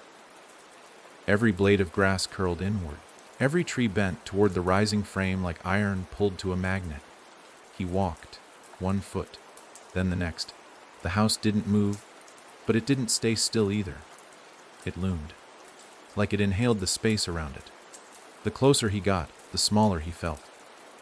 He could feel it in his chest, something ancient and intelligent and watching through her eyes. Leela might have been real once, but whatever looked out from that window now was not his sister. Still, he walked, because Caleb had gone in, because he couldn't let him carry it alone, and because something inside Luke had begun to change. He didn't feel tired anymore, didn't feel scared. He felt hollow, as if the heartbeat behind his own had finally overtaken it, as if he no longer belonged to himself. The door at the base of the house wasn't made of wood. It was mirror, fused pieces, shards. Some jagged, others curved like carnival glass. Luke saw his reflection multiply and distort. One version was taller, one gaunt, one bloody. One was already dead. He raised his hand. Every version followed, some slower than others.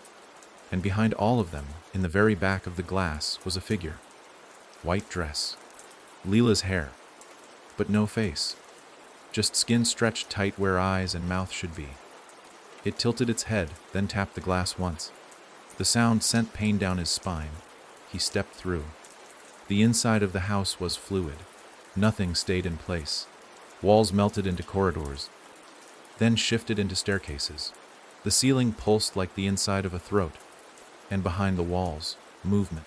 Dozens of things crawling just out of sight, whispering in forgotten languages. Luke pressed forward. The house didn't fight him. Not yet. Instead, it led him. Guided him down a hallway that stretched longer the farther he walked, until the end disappeared into pitch. Along the walls were pictures, real ones, family photos, Luke's 5th birthday, Anna in the kitchen, Caleb on the porch with a scraped knee, and Leela, always Leela, in every frame. Only now Luke noticed, she never aged. No matter how much older the rest of them got, Leela stayed exactly the same. He reached one frame and touched it. The glass cracked, and the photo changed. Leela sitting at the top of the stairs. A figure behind her, blurry, black eyes, long arms, its mouth open too wide, as if whispering into her skull. Luke recoiled. The whispers got louder. He ran. The stairs at the end of the hall were endless. Each step echoed like a scream. With every floor, the house grew more organic. Walls of pulsing sinew, floors of soft muscle, windows that blinked. Luke was no longer in a structure. He was in something alive, and it knew him. The higher he climbed, the more memories bled through. He saw his mother in a rocking chair humming, then jerking forward like a puppet with its strings cut. He saw Ryan digging in the yard, burying something. A mirror, a hand, a name. He saw Leela standing before a door, her eyes black, whispering something over and over. You brought it. You brought it. And then he saw Caleb, bound again, but this time smiling, not in pain, not afraid, calm, waiting. The silver in his eyes had faded. Replaced by something older, Luke fell to his knees. Caleb, he whispered. His brother looked up. I told you I was tricking it, he said. But I lied. Luke shook his head. What? I had to become part of it to see where she was. I had to stop being me. No, I'm not Caleb anymore, he said softly. And Leela stepped forward, from the shadows, the real Leela, unchanged, unaged, untouched. She didn't blink. Her eyes shimmered like black oil. "You opened the door," she said. Luke stared at her. "You let it out." She stepped closer. Her voice didn't belong to a child anymore. It was layered. Dozens of voices beneath her own. "You carried me out when you thought I was gone." Luke stumbled back. "No, yes," she said, "you saved me," and her eyes glowed. "Now I save you." The floor split, the walls peeled, and the house began to fall inward. Luke screamed as the ceiling opened to the sky, and the stars poured in like blood, and the heartbeat, the one behind his, stopped. There is a sound that doesn't exist in the real world, a sound that doesn't travel through air or vibrate across skin, a sound so low, so heavy, that it crawls through your bones and sets fire to memory. That's what Luke heard when the heartbeat inside him stopped. It wasn't silence. It was finality. The ending of something that had never wanted to end. The house imploded in reverse. Walls curled like paper dipped in flame. The windows shattered inward, pulling light with them. The floor cracked not into pieces, but into reflections, showing endless versions of Luke collapsing in an infinite series of mirrored deaths. Every part of the house that had once resembled a place, a hallway, a stair, a room, peeled away until all that remained was darkness. Not absence, not void, just the space where a presence had been. Luke fell, not through air, through memory, through time, through truth. He hit the ground with no impact, no sound. Just a blink, and he was standing. Somewhere that wasn't the house, wasn't the lake, wasn't anywhere he recognized. The sky above was black and close, like velvet pulled too tight. Around him, the land was flat, infinite, covered in a thin layer of water that reflected nothing. A horizonless nowhere. In the center stood Caleb, and beside him Leela. But this time, they looked different. Caleb's eyes were glass. Leela's skin was cracked like porcelain. They turned to him in perfect unison. "You weren't supposed to come this far," Leela said, her voice no longer layered, just cold, just hollow. "You were meant to sit, to contain. You were meant to stay behind," Caleb added. "You were the hinge. You were the lock. You weren't the one who was supposed to wake it up." Luke shook his head. "Wake what up?" They said nothing. Behind them, something moved. A shape, slow, giant. A figure with too many arms, too many faces. Every step it took didn't make a sound, it erased it. Like silence, so deep it devoured memory. It was coming forward now, not fast, not angry, just sure. And in its wake, the water turned black and began to boil. Leela stepped aside. So did Caleb. Luke didn't move, couldn't. Because suddenly, he remembered everything. Not just what happened in the house. Not just the lake. Not just the day Leela disappeared. He remembered the attic, before the first mirror, before the whispers, before the door. He remembered the game they played. How Leela said she wanted to show him her special place. How she had drawn the mirror with crayons.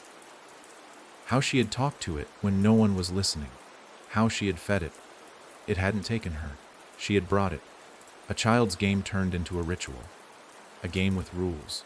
And the final rule had been written in red on the inside of the closet wall, beneath layers of paint and dust. When it finds a heart, it can walk. Leela had been too small, too young, too weak, so she found a stronger one that would follow her, one that would try to save her, one that would become the final piece. Luke, he looked at her now. She didn't smile, didn't flinch, just watched, waiting. The creature behind her stopped, its many mouths opened, and whispered, "Let me wear your name." Luke fell to his knees, because he understood now. He had never escaped the house, not the first time, not the second, not ever. It had never let him out. It had only shown him what he needed to see, what he wanted to believe, to keep walking forward, straight into the role it had built for him. Every choice he'd made, every person he'd lost, every scream he'd swallowed, it had all been staged. He hadn't escaped the house. He had become it. Caleb stepped forward. Something in his face had returned. a flicker of the real boy. I tried, he said softly. I tried to stop her. I tried to take your place. But it didn't want me. It wanted the one who remembers. Luke looked up. The one who carries guilt, Caleb said. The one who loved her. Leela knelt beside him. There's still time, she whispered. You don't have to fight it. You can finally rest. You can let it wear your pain instead. Her hands reached for his face. They were warm. Too warm, not human. He didn't pull away. He was tired, so tired. And beneath his ribs, where the heartbeat had once been stolen, something knocked. Not a beat. A fist, asking, begging, let me in.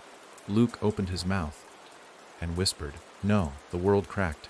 Light poured in, not from above, not from around, from within. His chest burned. His eyes screamed. And the thing behind them, the many-faced thing, recoiled for the first time. It shrieked without sound. It stumbled. Because Luke remembered something else. Something important. He wasn't alone. He had help. Not just Caleb. Not just Anna. The others. The ones the house had swallowed. They were still inside him. Still fighting. And they weren't ready to let go. Luke screamed. And his scream was theirs. A chorus of loss and rage and refusal that shook the sky. The ground split. The creature collapsed.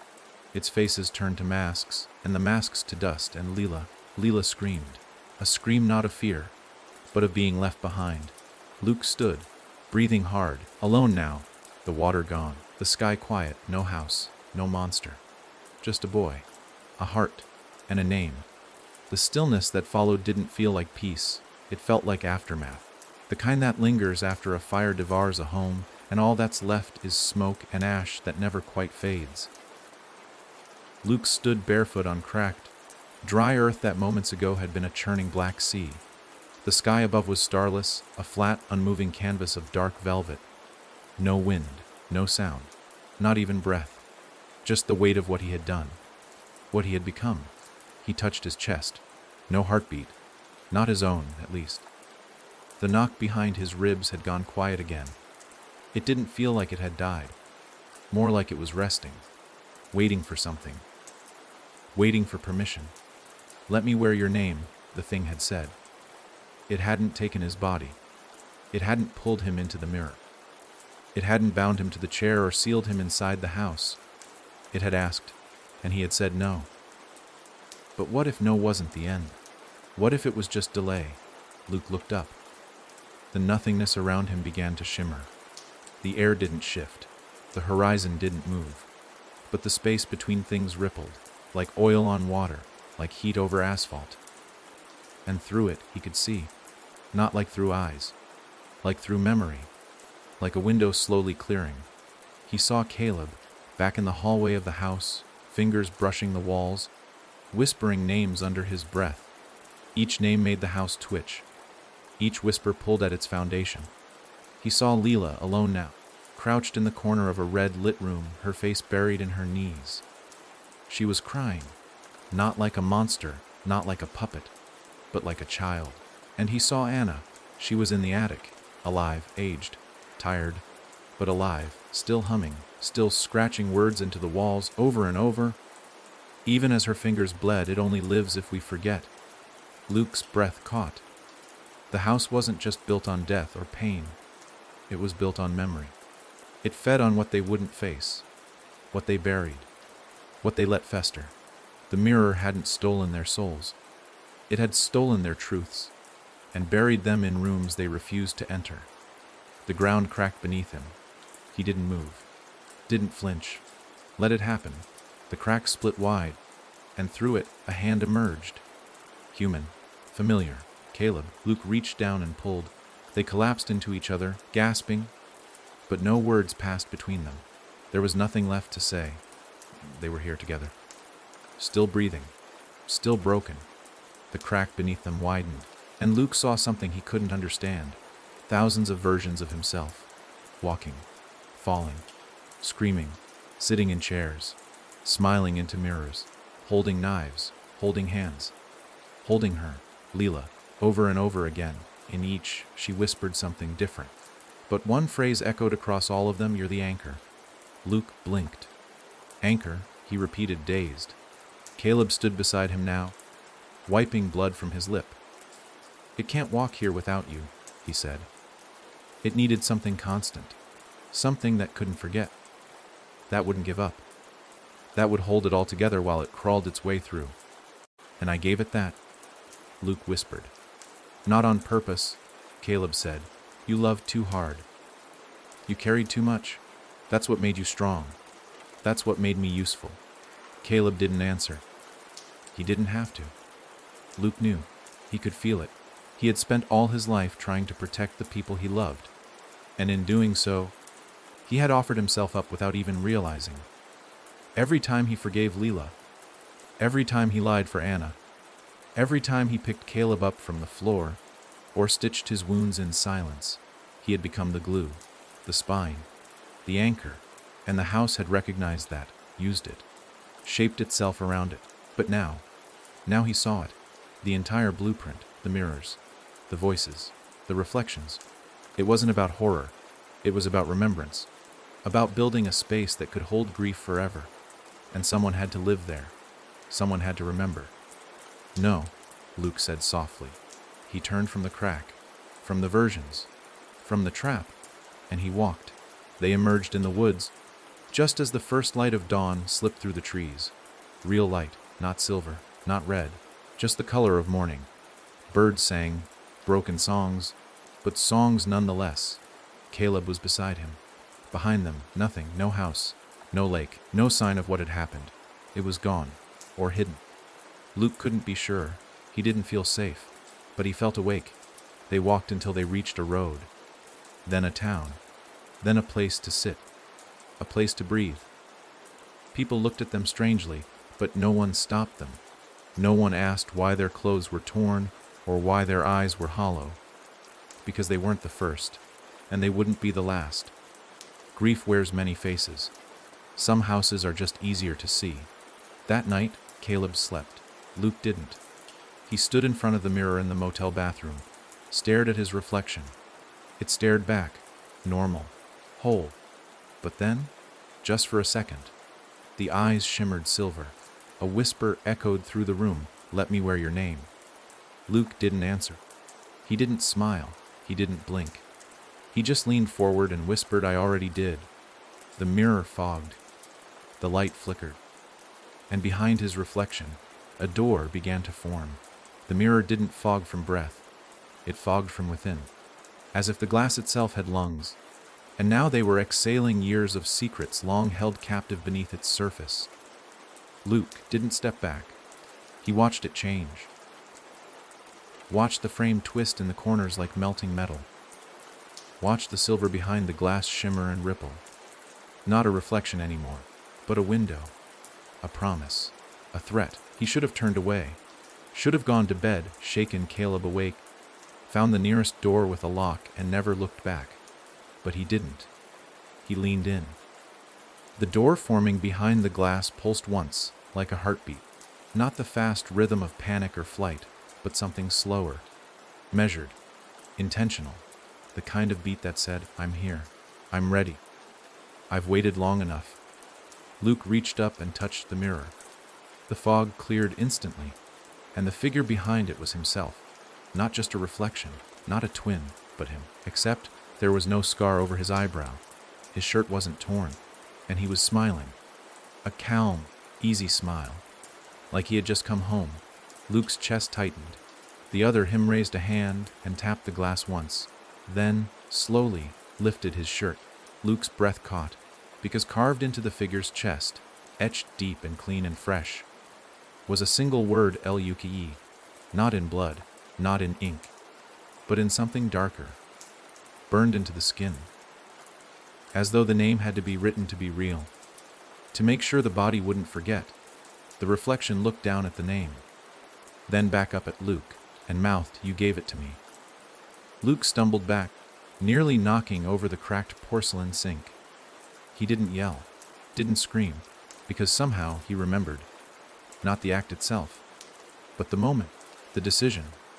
The chair, the heartbeat behind his ribs, the voice whispering, "Let me wear your name." He hadn't said yes, but he also hadn't said no. Not when it mattered. Not before the house. Not before Leela disappeared. Not before he started walking backward through the mirror and pretending it was progress. He had allowed it. Not out of fear, but out of love. That he thought he could carry it. That if he gave it a little piece of himself, it would leave the others alone. It hadn't. And now, it was still here, inside him, behind him, wearing his face. He turned off the bathroom light. Caleb was still asleep, breathing softly beneath the motel sheets. His lips moved in dreams. Luke sat on the edge of the bed, staring at the door. Not the one in the mirror, the real one. The one they'd locked. But locks meant nothing now. Because the house wasn't a building anymore. It wasn't even a place. It was a memory, and memories didn't need doors to return. They just needed space. Luke stood, opened his backpack, and pulled out the last thing he never meant to bring with him. The mirror shard. Small, dull, black, harmless, looking, until the light hit it. Then it shimmered, not with reflection, but with eyes, hundreds, blinking, watching. He wrapped it in a towel and shoved it to the bottom of the motel trash can. It didn't matter. He could still feel it, still hear it. Like someone breathing under the bed. Like footsteps just outside the window. Like the mirror calling his name from deep inside the glass. The next morning, Caleb didn't ask why Luke looked tired. He didn't ask why his voice shook when he ordered coffee, or why his hands trembled when he signed the motel receipt. He knew. They both did. They didn't talk about the house anymore. Not in words. Not out loud. But they both kept glancing at the shadows. Both watched the reflections. Both flinched every time someone said their names too softly. Names had weight now. Names meant something. Names could be stolen. That afternoon, they walked to the edge of town. No destination, just distance. The more miles between them and the lake, the better. But halfway through the woods, Luke stopped, dead still. Caleb turned. What? Luke pointed ahead. There, nailed to a tree, was a mirror, a full-length one, old worn. Cracked in the center like it had once been punched, and in the broken split of glass he saw a hand. Just a hand. Pressed against the other side. Waiting. Luke stepped forward. Caleb grabbed his arm. No. Luke looked at him. It's not just calling me anymore. Caleb's jaw tensed. You think it's her. Luke nodded once. And he didn't say the name. He didn't need to. They both thought it. Leela. Trapped. Resurrected. Replaying. He didn't know. But he could feel her. Somewhere behind the shimmer. Somewhere just out of reach. The hand behind the mirror began to tap. Once. Twice. Then stopped. Then, from deep within the trees, the wind carried a sound. Not quite a whisper. Not quite a word. But real. And it said, I'm not done being you. Luke stepped back. The mirror didn't follow. It stayed still. Patient. Because it didn't have to chase. It knew the way home. And now, so did Luke. The road back into town was short, but Luke felt every step like it was dragging him through miles of mud. Each breath caught in his throat, shallow and unfinished. Every sound seemed too sharp. The rustle of trees, the crunch of dirt beneath their feet, the cry of a bird overhead that sounded almost human. Caleb walked beside him, silent, alert. Neither spoke. There was no point. The air around them had changed. The mirror nailed to the tree hadn't followed them, but it had marked them. Luke knew now. They weren't running from the house anymore. They were dragging it with them. He could feel it in the weight of his name. Not just what it meant to others, but what it meant to him. Because names were the first door. The first invitation. You gave someone your name, and they had a map to your insides, your regrets, your guilt, your hope. And Luke had given his name freely. To everyone. Even the wrong ones. Especially the wrong ones. They reached the edge of town as the sun dipped low. It was the kind of town that should have been forgettable. No more than a gas station, 2 streets, a few blinking neon signs. But Luke couldn't shake the feeling that they had been here before. He paused at the corner. Looked up at a street sign. Ashvale. The name hit him like a punch to the throat. He had been here before. With Anna, years ago, before the house, before the lake. They'd stayed here during a road trip, just the two of them. He remembered a diner with cracked red booths. The way she laughed at the waitress's name, Meredith, because it sounded too formal for someone with so many visible tattoos. He remembered Anna's eyes when she looked at him over a plate of fries. Not scared, not worried. Just herself. "Do you know where we are?" Luke asked. Caleb nodded. "It brought us back." "Why here?" "Because this is where it started." Luke turned slowly. "Not Hemwick." "No," Caleb said. "Hemwick was where we noticed. But it started here, before the mirrors, before the door, before Leela." Luke stared down the street. Ashvale didn't look like anything had happened here. But now that he was paying attention, he saw it. The diner was still there. Still open, but no one inside. The gas station lights blinked, but there was no attendant. No cars, no footsteps, no sound, just existence, held in place. Like the town was caught in the space between breath, frozen not by time, but by memory. Luke stepped forward. The world didn't protest, but it watched. The diner door jingled as they entered. The air was thick with the smell of old grease and dust. Luke's boots stuck slightly to the tile with each step. He made his way to the booth in the back. Their booth. And sitting in it, casually stirring a cup of cold coffee, was Anna. He froze. Caleb didn't move. Anna looked up, smiled. "Thought you'd take longer." Luke's mouth went dry. "How are you here?" She shrugged. How is anything anywhere anymore? It wasn't the answer he wanted. But it was the one he understood. She looked older. Her face more hollow. But she was alive, solid. Not a dream. Not a reflection. Not a trap. He could feel it. He slid into the booth across from her. Caleb stood watch. Anna leaned forward. Her voice dropped. "This place isn't real. Not like before. It's a memory. Yours." "Then how are you here?" "Because I never left." Luke frowned. "That's not true. I saw you. You saw part of me. The rest stayed. Here. Where the mirror first found you." Luke tried to swallow the lump rising in his throat. "So this really is where it began." Anna nodded. "Don't you remember? The dream you had. The one you told me about. The night after we left Ashvale." He blinked. Images flickered. A mirror. In the hotel bathroom, his own face smiling before he did. A hand reaching through the glass and touching his shoulder. He had told her. She hadn't laughed. She'd just held him. And said, "Don't look too long. It might remember you." It hadn't made sense then. It did now. "You were trying to protect me," he whispered.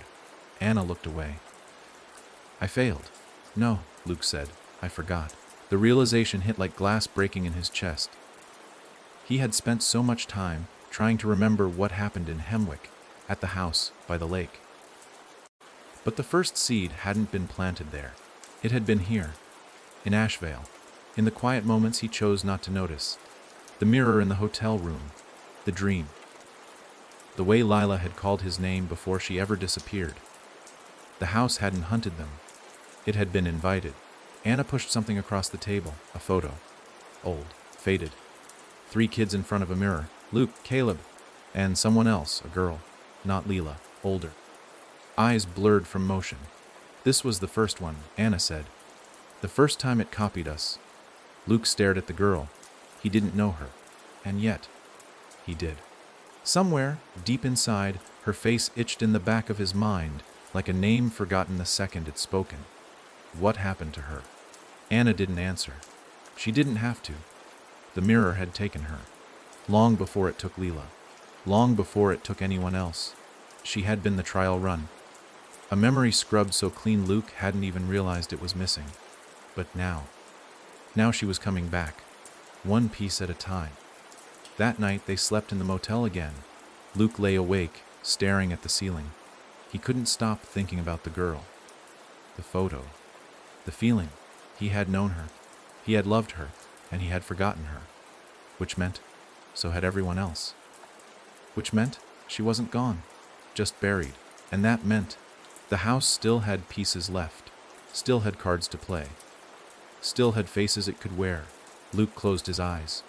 and behind them, a voice whispered, "You can't stop what you don't remember." He opened his eyes, and in the corner of the motel ceiling, a single crack ran from wall to wall, like a mouth, waiting to open. At first, Luke tried to convince himself it was just a crack, a normal, structural flaw in a cheap motel ceiling, nothing more sinister than poor craftsmanship. But as the minutes dragged into hours and the light from the street lamps outside bled through the blinds, that crack didn't stay still. It widened, slowly, quietly, like it knew it was being watched. Luke lay there, paralyzed beneath thin, scratchy motel sheets, listening to Caleb's breathing in the next bed. Calm, steady, unaware. The night pressed against the windows like it wanted in. And the crack in the ceiling kept opening, not all at once, but as if timing mattered, as if it was waiting for something, or someone. His name. Luke closed his eyes, held his breath, and tried not to think. But thinking was all he had left, because memories were coming back now, not just pieces, but floods, faces, voices, the girl from the photo, her laugh, her name on the tip of his tongue like something cursed, like something he wasn't supposed to say. Then, soft as the breath before a scream, the ceiling spoke. It didn't echo, didn't whisper, it stated, "Evelyn remembers you." Luke sat up fast, heart slamming like a fist against bone. The crack was still there, but now something looked back, a sliver of eye, glassy, familiar. Not a stranger's, not a monster's, a girl's, Evelyn. The name rang through him like blood returning to a numb limb. His throat dried. His mind spiraled. She was real. He had known her. Before Leela. Before Caleb's obsession with the mirror. Before the attic. Evelyn had been their friend. No, more than that. She'd been like glue. The missing piece in every memory he hadn't known was broken. Always there. Always smiling. Always holding them together. And then, she was gone. No funeral. No search. Just gone. And now she was in the ceiling. Not a ghost, not a hallucination, a reflection. Watching from behind a veil of paint and plaster like the motel was a mask and she was the face beneath it. Luke stood slowly, not waking Caleb, and reached up to touch the crack. The ceiling split.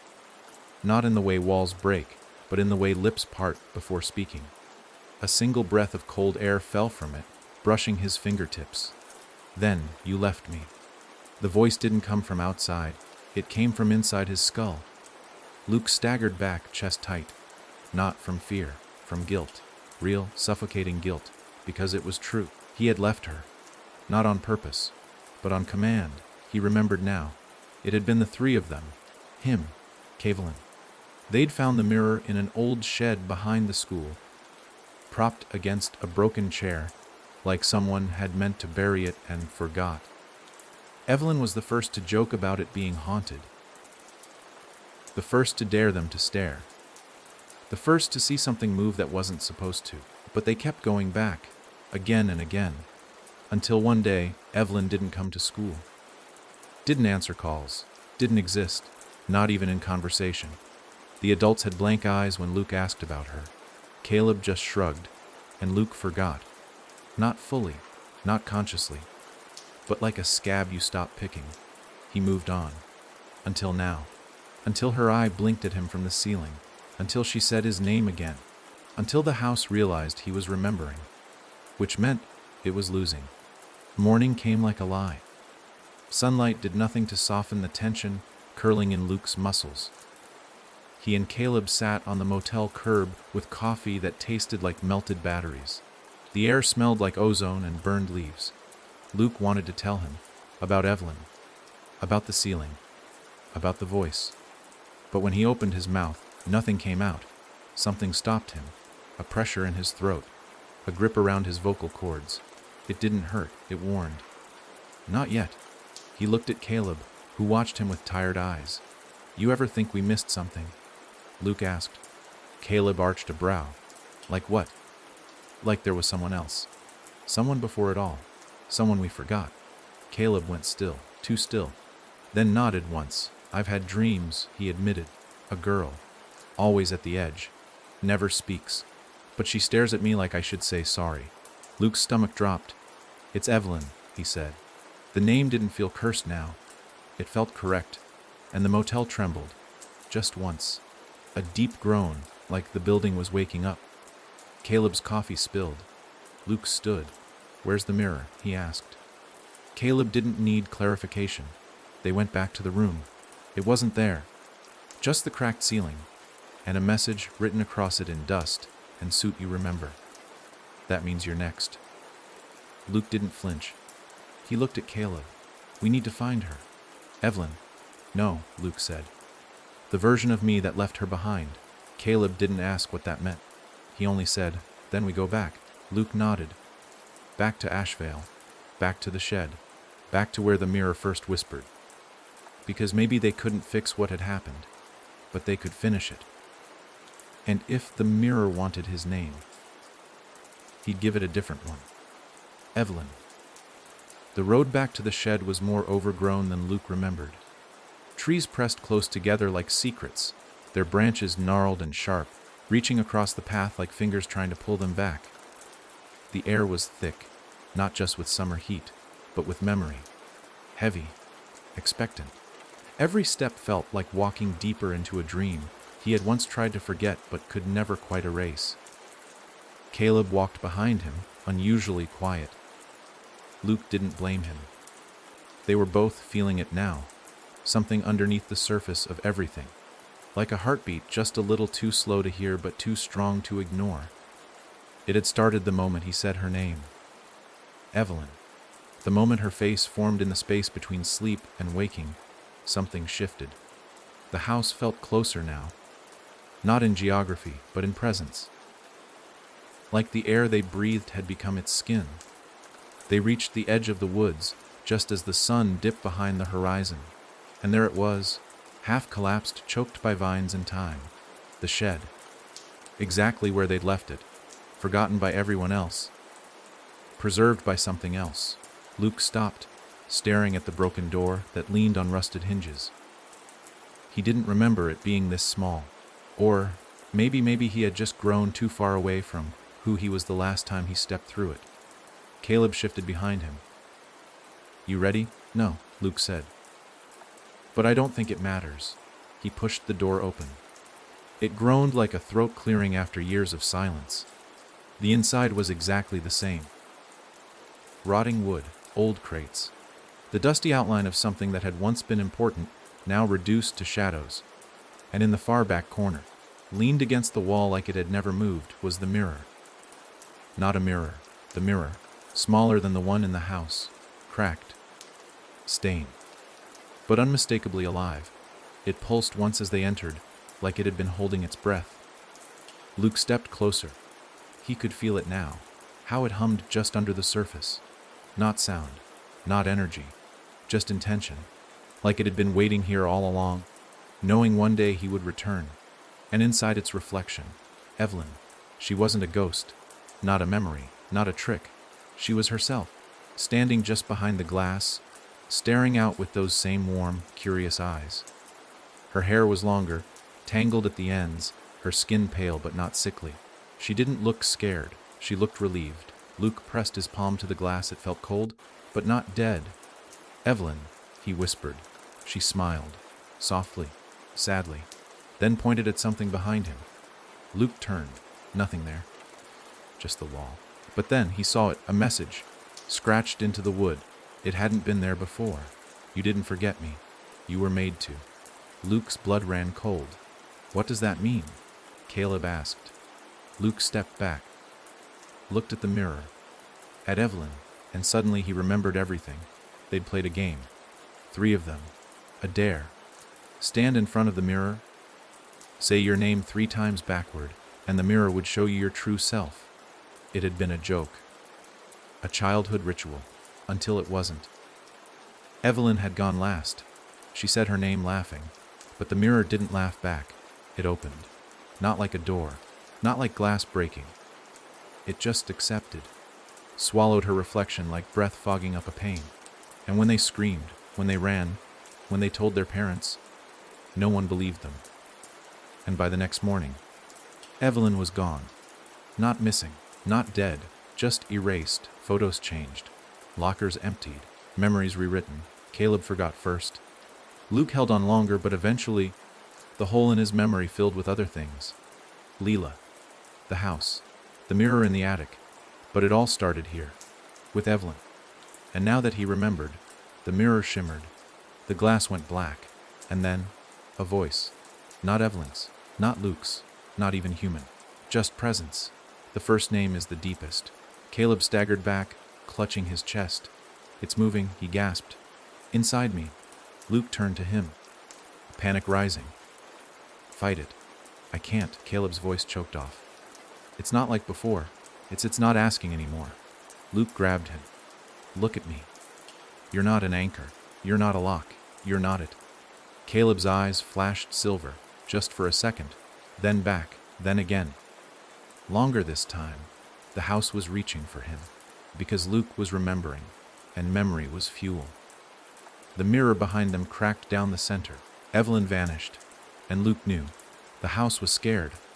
He was unburying the one thing it couldn't consume. Truth, the real story, the original name, before the house, before Leela, before Caleb. And the deeper he dug, the weaker it became. But weaker didn't mean safe. Weaker meant desperate. And desperate things break rules. Caleb collapsed. Luke caught him, held him tight as his body convulsed once, then went still. His eyes open, wide and black, but not empty, full, with someone else. A smile spread across his face that did not belong to his brother, and when he spoke, it wasn't Caleb's voice. It wasn't even male. Hello again, Luke, it said sweetly. Luke backed away slowly. The voice giggled. You really should have left me in the mirror. He stared at the thing wearing his brother's body. You're not Evelyn. The smile widened. No, it said, head tilting with something too close to mockery. I'm what's left after she stopped screaming. Then it blinked, and the ceiling cracked, and the air bent, and the shed was no longer just wood and dust. It was the house again, and it was awake. The walls of the shed didn't collapse or warp. They simply changed. One blink they were wooden planks soaked with years of rot and mold, and the next, they were smooth and bone, white, rippling slightly as if breathing. The air pressed down on Luke's chest like a wet blanket, thick and soured, laced with the copper tang of something not quite blood, not quite memory. The light dimmed, not because the sun had gone down, but because the house didn't want to be seen clearly. Not yet. Not until it was ready. Caleb's body stood unnaturally still, spine too straight, head tilted like it had been set there by an artist with no concept of anatomy. His lips twitched into something approximating a smile. Whatever was inside him, it didn't wear his face well. It was stretched too thin across his features, a mask barely clinging to the contours beneath. His eyes were entirely black now, like mirrors shattered in reverse, reflecting everything but what was real. Luke didn't speak. He didn't run. He watched. Because movement felt like a mistake, and silence a silence might buy time. You know what I am, the thing wearing Caleb said, the voice jagged and playful. Feminine, but only in tone, like a child pretending to be something older, deeper, far more cruel. You remember. That makes you very special, Luke. He swallowed hard. You're not Evelyn. It grinned wider, delighted. Of course not. Evelyn is gone, consumed. But her name, her shape, oh, those are mine now.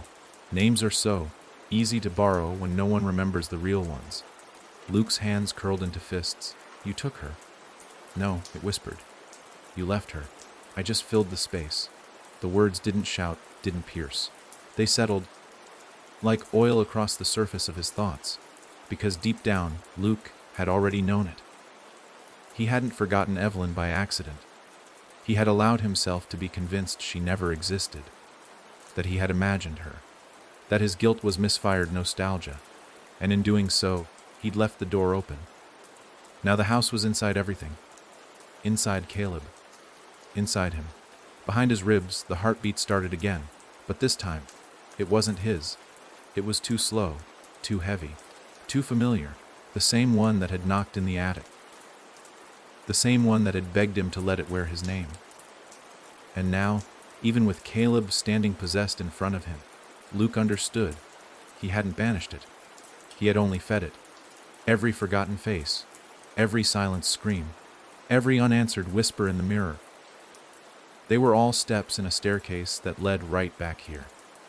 Right back to the house. But this wasn't the house in Hemwick. Not the one with the red attic or the basement door that never stayed shut. No, this was the real house. The one built from memory. The one that moved when you blinked, that fed when you loved, that grew when you forgot. And now, it was wearing a face, and that face was his brother's. The room changed again. The bone, white walls twisted into corridors, familiar ones.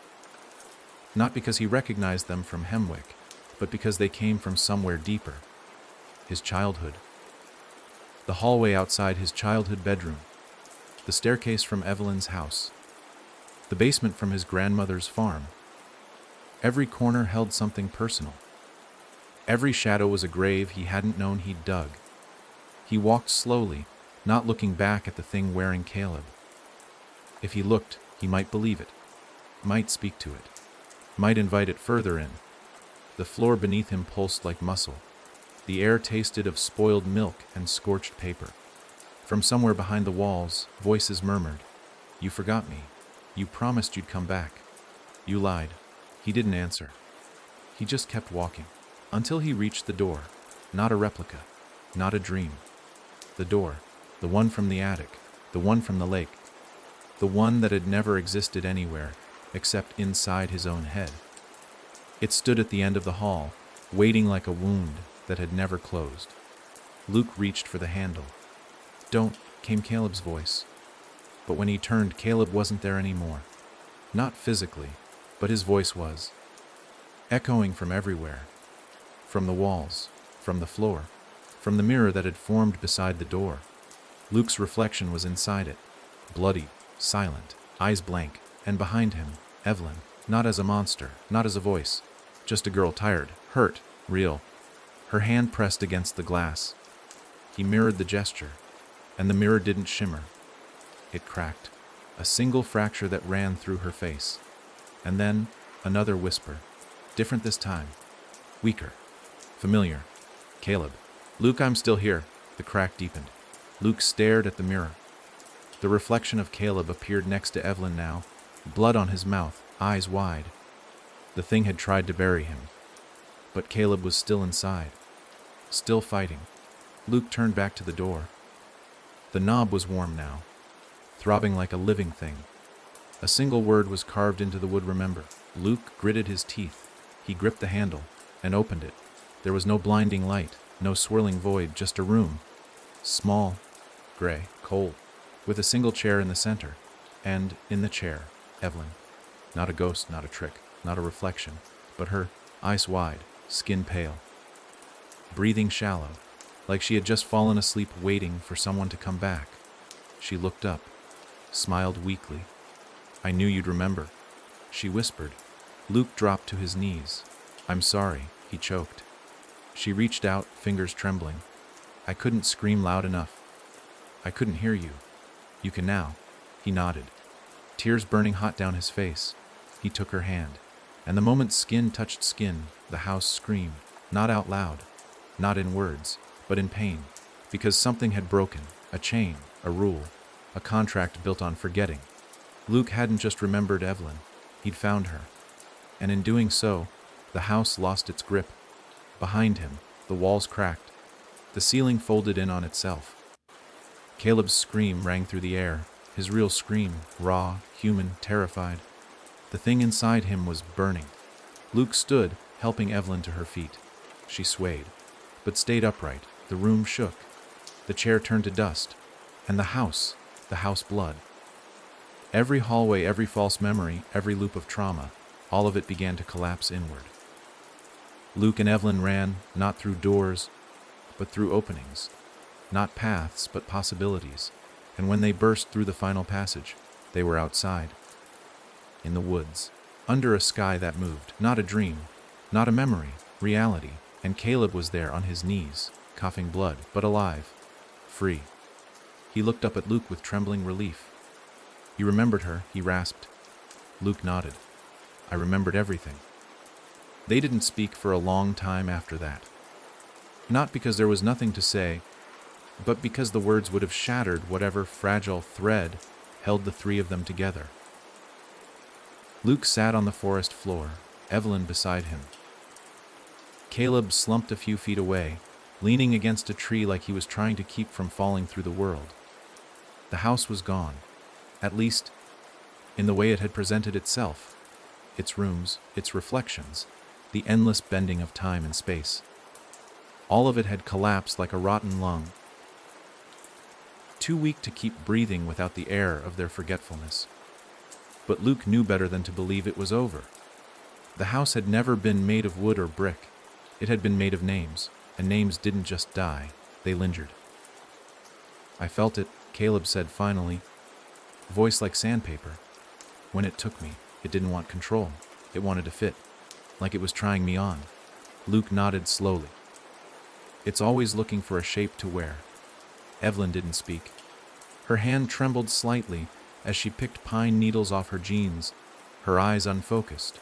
Luke had seen that look before, after trauma, after terror. But on her, it was sharper. Not just the aftermath of fear, it was the awareness of time lost. Do you remember how long it's been? He asked softly. She blinked slowly, then shook her head. It's all loops. At first, I kept track. Thought if I could measure time, I could hold on to myself. But then it started playing tricks. I'd wake up in different rooms. Sometimes it made me think I'd left, that I'd gone back to school, back home. But I'd always end up back in the chair. Luke felt something twist in his gut. The chair, the room, the name etched into the door. Remember, Evelyn had been trapped not just by the house, but by the parts of their memory that had refused to carry her. By the version of them that forgot she ever existed. The realization burned in Luke's chest. All this time, he'd blamed the house for its cruelty. But now, looking at her, he realized the truth was far worse. The house hadn't erased her. He had. That night, they camped in silence. No fire, no warmth, just blankets and the whispering of wind through dead leaves. Luke couldn't sleep. He kept hearing things. Not voices, not anymore, but names, whispers of names he didn't recognize, but felt like he should. And one name, over and over, that made his blood run cold. His own. He sat upright, breath sharp. The woods were still. Caleb was asleep. Evelyn sat across from him, knees pulled to her chest. I hear it too, she said. Luke flinched. My name. She nodded. It's calling us, testing to see which version it can still get in. He stared at her. Version. She looked at him then, not with anger or blame, but with exhaustion. The house didn't just trap me, Luke. It cloned me. 100 versions of me, all slightly wrong. Some screamed, some fought, some surrendered, but none of them were me. It was trying to figure out which one of me you would come back for. Luke's stomach turned. And when you finally remembered, she said, that version of me, the real me, was finally strong enough to find the door. He swallowed. And the others, she looked away, still echoing. A chill slid down Luke's spine. It wasn't over. It wasn't even close. They hadn't escaped. They had just shifted. Moved into a space where the house couldn't touch them directly. But it was still circling. Still trying. Because now, it had something more dangerous than their names. It had variants. The next day, they hiked out of the woods and followed the road into the nearest town. Different from Ashevale, newer. More people. Traffic. Phones that worked. But even here things felt off. Reflections lingered too long in windows. Shadows stretched just a little too far across the pavement. At one point, Luke walked past a car and caught his reflection blinking after he already had. It hadn't smiled. But it wanted to. They got a room at a cheap roadside motel under different names. Caleb booked it. Used cash, no IDs, no questions. As they stepped inside, Evelyn stopped in the doorway. Luke turned to her. What is it? She pointed to the bathroom. The mirror. It was covered with a thick, Stained sheet of paper. A printed sign taped over the glass. Temporarily out of order. Luke peeled it back slowly. The mirror was intact. No cracks. No stains. No fog. But etched faintly just beneath the surface, so faint he had to tilt his head to see it, was a word. Not his name. Not Caleb's. Not Evelyn's. Just a number. 12. Luke frowned. What does that mean? Evelyn exhaled. That's how many versions of this room it's already tried. Caleb stood at the door, suddenly pale. Are you saying this isn't real? No, she said. I'm saying it's monitoring us, seeing if this one holds. Luke stepped back from the mirror like it might bite him. If it's still watching, why let us go at all? Evelyn looked him straight in the eye. It didn't let us go. A silence settled between them, and Luke finally said what none of them wanted to. This is part of the house. Evelyn nodded. A deeper floor. One that looks like real life. Caleb backed up, pacing. So what now? We're stuck in some layered simulation of our own memories. No, she said. Now we break it, for good. Luke stared at her. How? She took a breath, then reached into her coat pocket and pulled out something small, a fragment of glass clear, sharp, almost invisible, from the original mirror. I stole this when the door opened, she said. It's not much, but it's pure, not infected, untouched. Luke looked at it. Something about it made his pulse slow, made the air feel still. This, she said, is the original shard. Before the house took shape, before the name games, before the doors. We find the place it belongs, the true center, and we bury it. Caleb's eyes widened. Bury it? In us, Evelyn said. Luke's throat tightened. You mean inside? Yes. One of us takes it in, becomes the lock. If the house ever tries to return, it can't pass through the core again. It'll rot in its own maze. A long silence. Caleb spoke first. I'll do it. Luke stepped forward. No, it should be me. But Evelyn shook her head. You both already gave your names. You're both compromised. Luke's breath hitched. Then who? She smiled, sad and calm. I never did. Not fully. I was taken before I could offer it. That's why I could survive. Luke's heart dropped. You'll disappear again. No, she said softly. I'll finally be free. She looked at the shard one last time, then pushed it deep into her chest. No blood, no scream, just light, soft, final. And then, she was gone. Not vanished, not erased, just finished. Like a chapter that no longer needed to be read aloud. Luke collapsed to his knees. Caleb beside him. The room fell quiet, and this time, the silence felt earned. They stayed in that motel room for 2 days after Evelyn disappeared.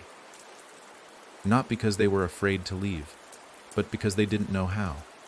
The world outside still turned, but it felt wrong, like a replica made by someone who had only ever seen photographs of real life. The birds in the trees chirped the same 5 notes on a loop. The street outside their window never had more than 3 cars. And the people were close enough.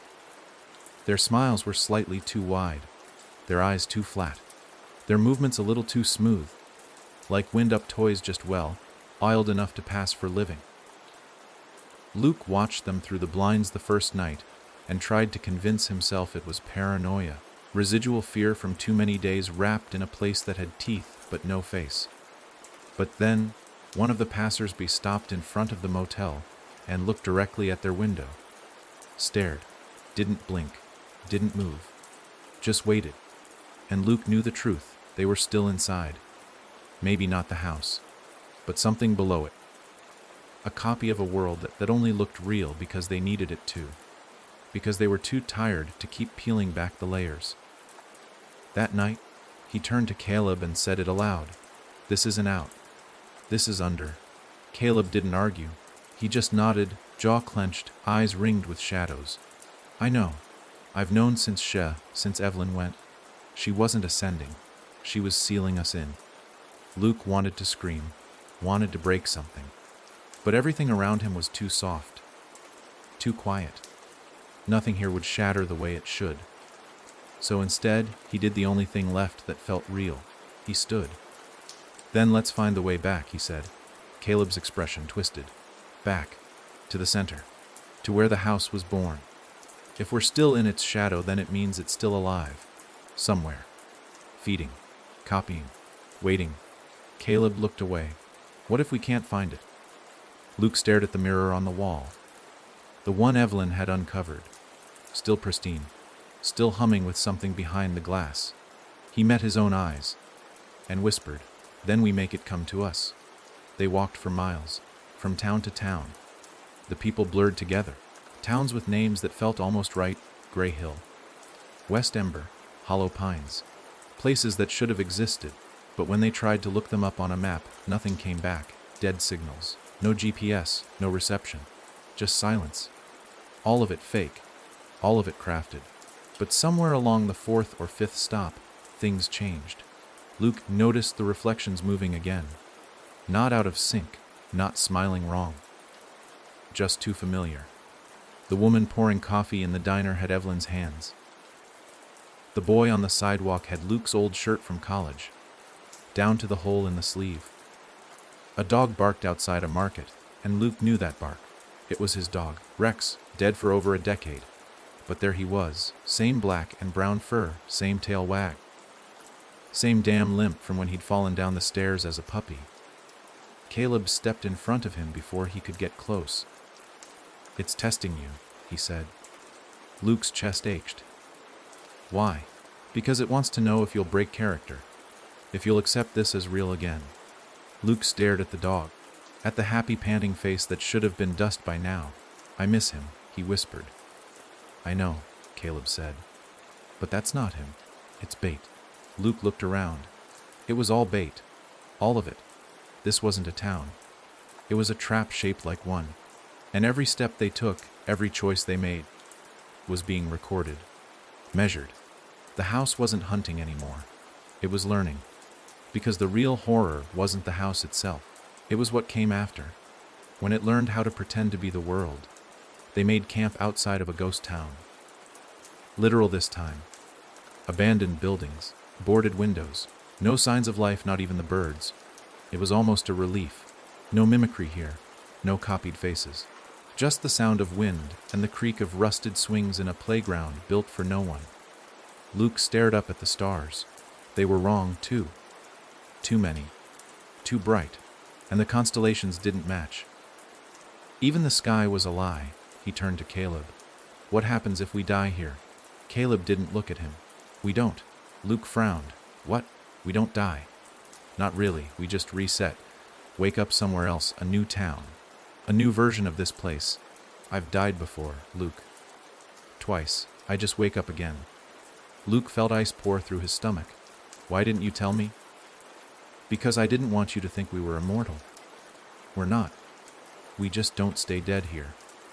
Luke covered his face with his hands. "So we're trapped in a copy of the world, where death is a loop, and the house just watches us like rats in a maze." Caleb nodded. Luke let out a bitter laugh. "Then we burn the maze." Caleb looked at him, eyes wary. "How?" Luke stared at the stars again. "At the center of all this is a mirror, right? Not just any mirror.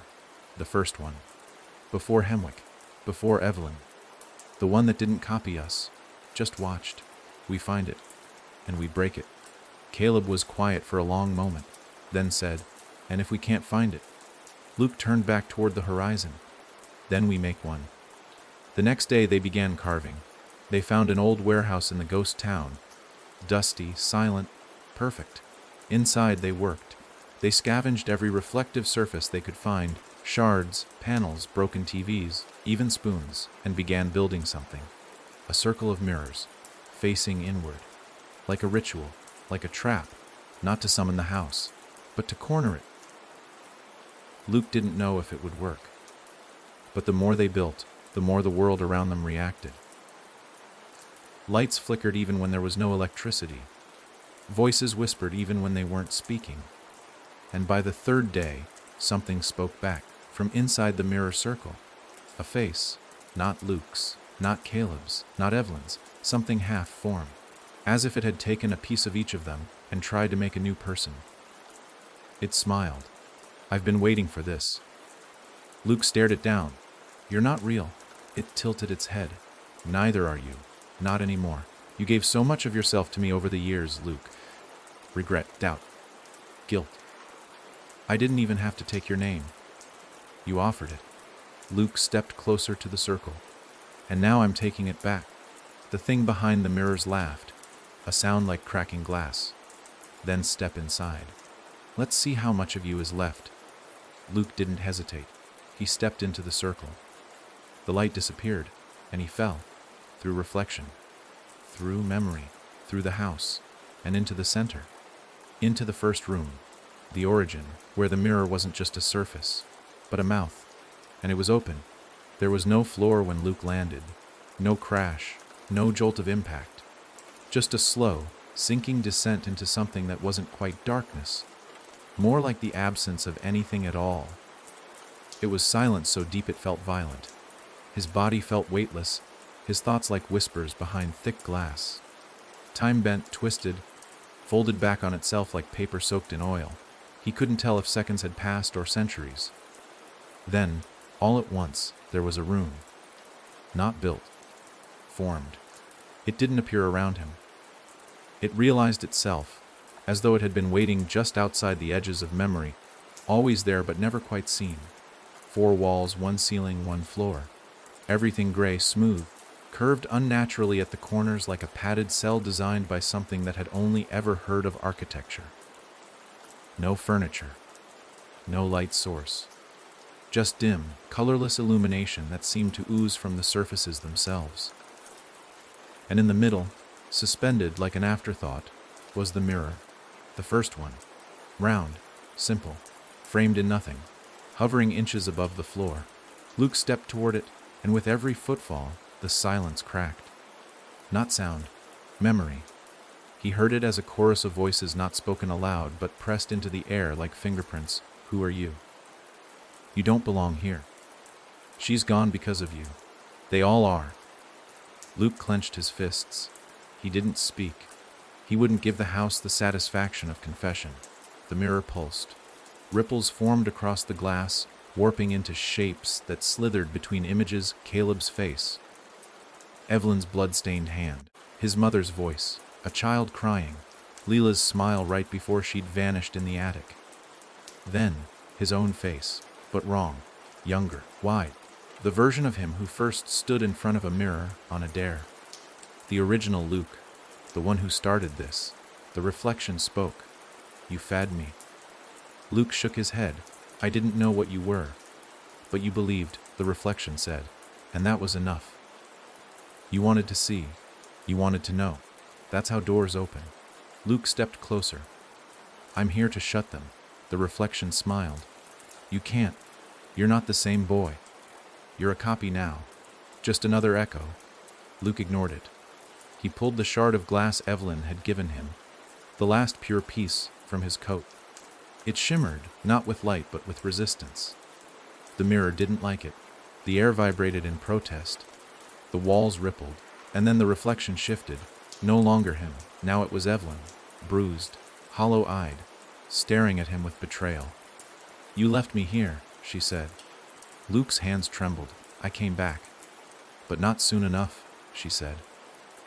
Do you know how many versions of me screamed your name before they went quiet? He stepped forward again. Closer to the mirror, closer to the pulse. I know. And that's why this ends now. The image shifted again. Caleb now, bleeding from the eyes. You'll lose him, the voice hissed. Just like you lost the others. Luke didn't stop. He pressed the shard to the mirror's surface. The glass sizzled like flesh on a stove. The reflection screamed, not aloud, but in his head. A scream made of every memory the house had stolen, twisted, worn like skin. He saw all the versions of himself, of Evelyn, of Caleb, of people who had been used by the house, worn like masks, devoured and duplicated. And through it all, a single thread tied them together. The name. Not just his name, not Evelyn's, not Caleb's, the house's name, the true name. It wasn't spoken, it was felt. Like cold breath on the back of your neck. Like the moment you realize you're being watched by something that should not exist. The mirror cracked. Hairline fissures formed around the shard. The room groaned. Luke pressed harder. The voice inside the mirror snarled, now fractured into dozens of different tones: male, female, childlike, ancient, inhuman. You can't kill me. I am the shape. I am memory. I am regret. Luke's voice was steady. No, you're just a parasite with good taste. And he pushed the shard into the glass. The mirror shattered. Silently. Completely. Not with the sound of breaking, but with the sudden absence of it. Like a scream sucked into a vacuum. The room convulsed. The walls folded inward. Reality peeled. Luke screamed as the light devoured him, burning not skin, but identity. Every version of himself that had ever existed collapsed in on itself like dominoes. Every lie he'd lived. Every copy the house had tried to make. Every timeline it had spawned. Every fake town. Every loop. Every room. All gone. Burned away in the reflection's death rattle. When he opened his eyes, he was lying in dirt. Real dirt, cold, damp, sharp with roots and rocks. There was sky above him. True sky. Stars in the right constellations. Air that tasted of earth and ash and truth. And beside him, Grelub, breathing. No mirrors in sight. No flickering reflections. No wrongness. Just the world, silent, whole. Luke sat up, lungs burning. He looked around. The woods. Not Hemwick. Not the fake towns. The real woods. Home. He touched his chest. Still him. Still alive. But inside emptier. Not in a broken way. In a way that told him something had left. Something that had made its home inside him for years. The hunger of the house. The echo of the mirror. It was gone. Truly gone. He looked at Caleb, who was blinking up at the stars. You good? Luke asked, voice hoarse. Caleb nodded slowly. I think so. I don't feel it anymore. They sat in silence for a long time. Then Luke said, it's over. Caleb looked at him. You sure? Luke smiled, small and sad. No. But I remember everything now. And for the first time in what felt like a lifetime, that felt like enough. For days, they didn't return to the world. Not because they couldn't, but because the world felt too real. A strange irony, after spending so long running from things that only pretended to be. The trees in the forest rustled with true wind, not whispers. The cold stung their skin, instead of folding around them like a memory trying to be flesh. The stars no longer blinked in patterns that hinted at watching eyes. Everything felt natural again, which made it even harder to believe they had ever escaped something unnatural at all. Luke barely spoke. Caleb said less. The house might have been gone, the mirror broken, but that didn't mean they were free. The absence of evil didn't bring peace. It left a vacuum, a hollow space where noise used to live, and sometimes that silence screamed louder than any of the horrors they had seen. One morning, Luke sat at the edge of a shallow stream, staring at his reflection. It was his face. Tired, thinner, hair longer, but definitely his. No shadows behind his eyes, no lingering mimicry. Just a man who had been through hell and walked out of it. But beneath the surface, he could still feel it. A name, not the house's name, his.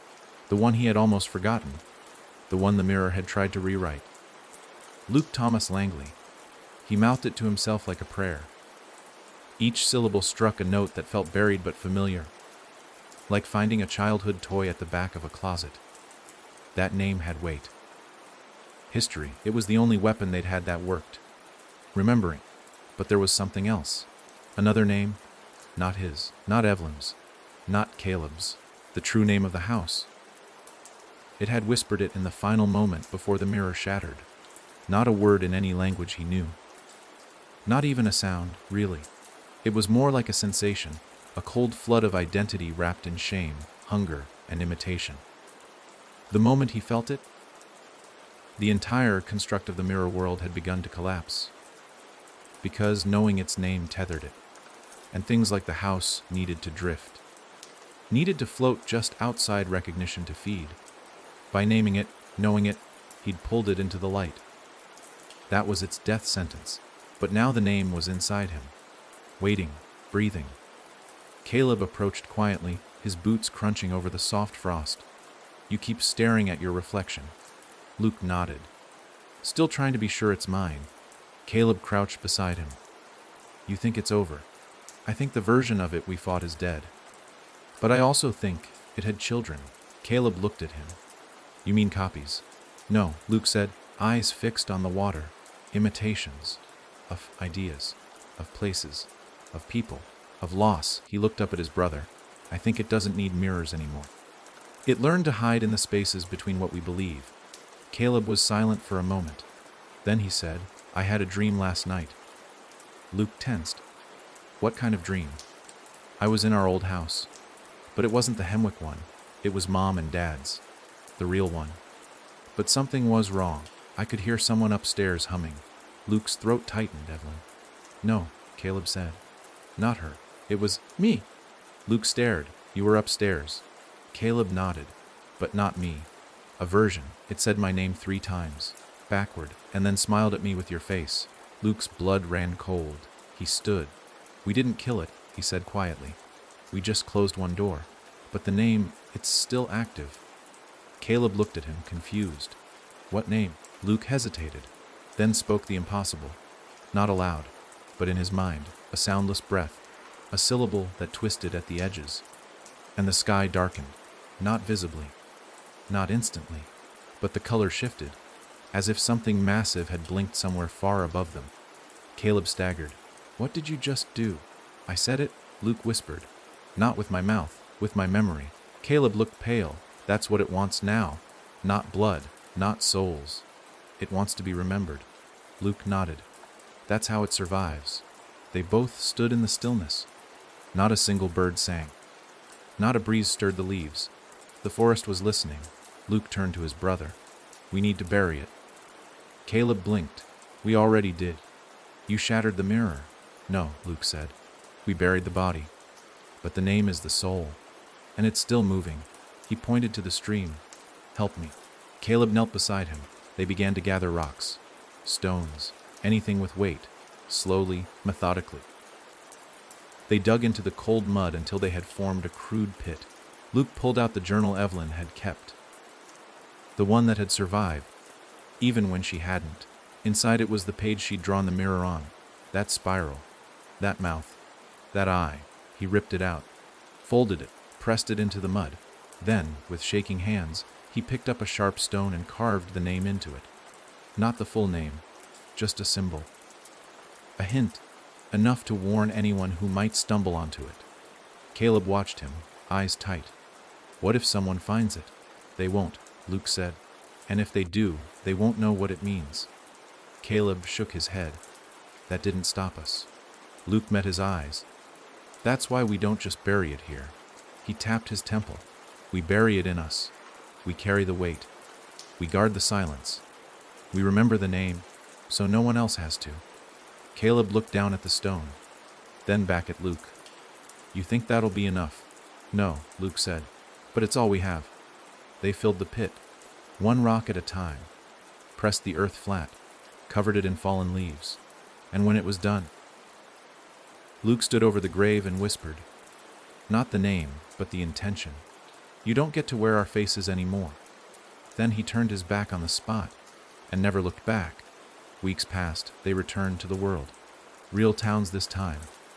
Maps that made sense. People with imperfections, and lives in laughter that didn't echo too long in the air. They tried to rebuild. Luke got a job in a bookstore.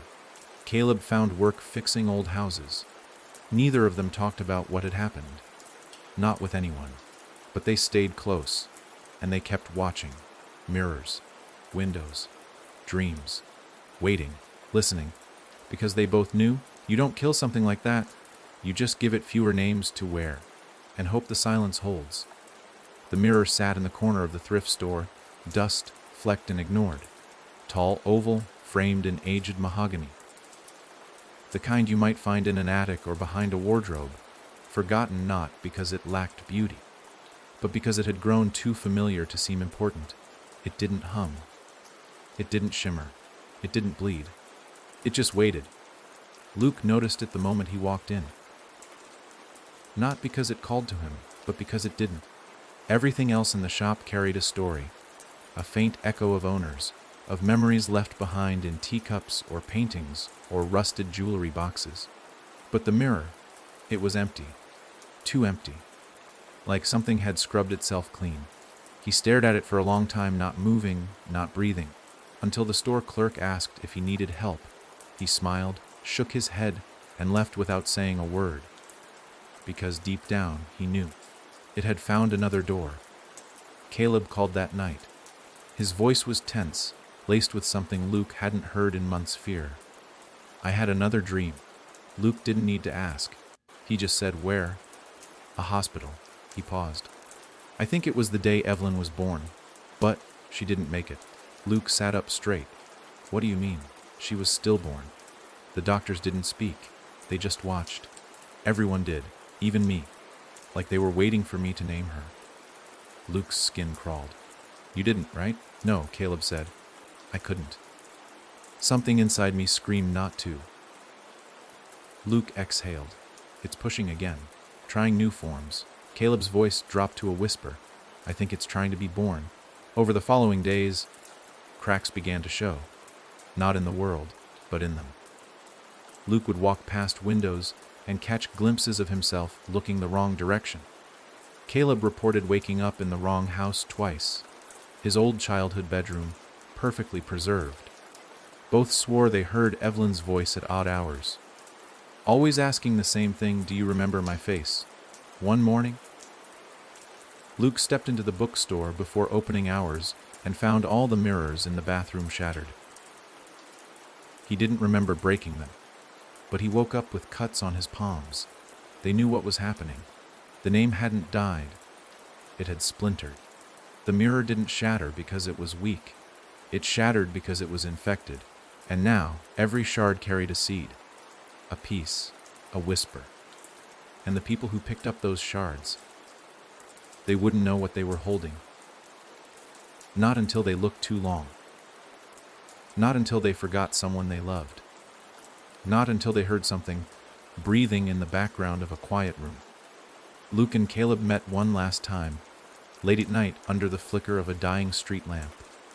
They didn't speak for a long time.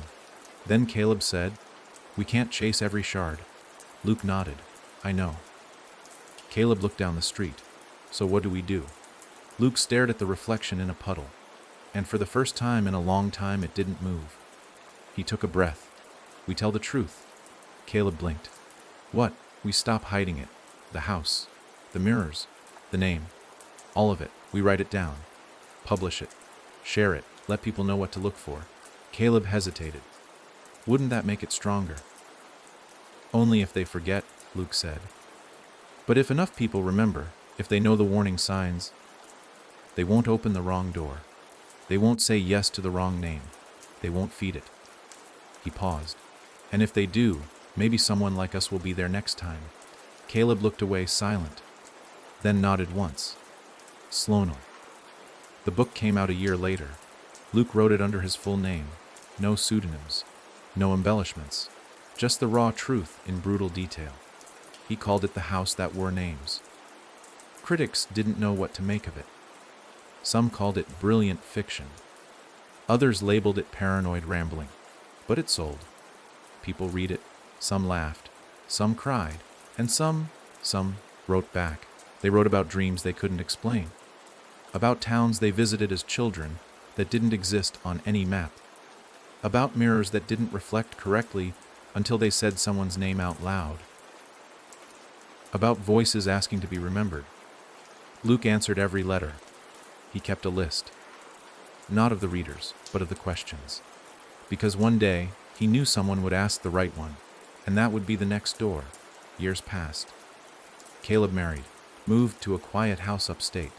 Luke visited when he could. They never talked about the house anymore, but both kept journals. Both had burned copies of Evelyn's page. Neither forgot her name. Then, one cold evening in December, a letter arrived. No return address, no stamp, just his name in black ink. Inside, a single piece of paper. Blank. Except for one word written in the center, "Remember." And underneath it, the faintest outline of a mirror. Luke stared at it for a long time, then picked up a pen and began to write, Not out of fear, not out of guilt, but because stories are how we bury things, not to forget, but to warn. So if you're reading this, if you've ever seen a room in your dreams that didn't belong to you, if you've ever looked in the mirror and saw someone else blink first, if someone you love once disappeared without a trace, and everyone told you they never existed, ask yourself one question. Do you remember their name? Because if you don't, the house already knows yours. THEND.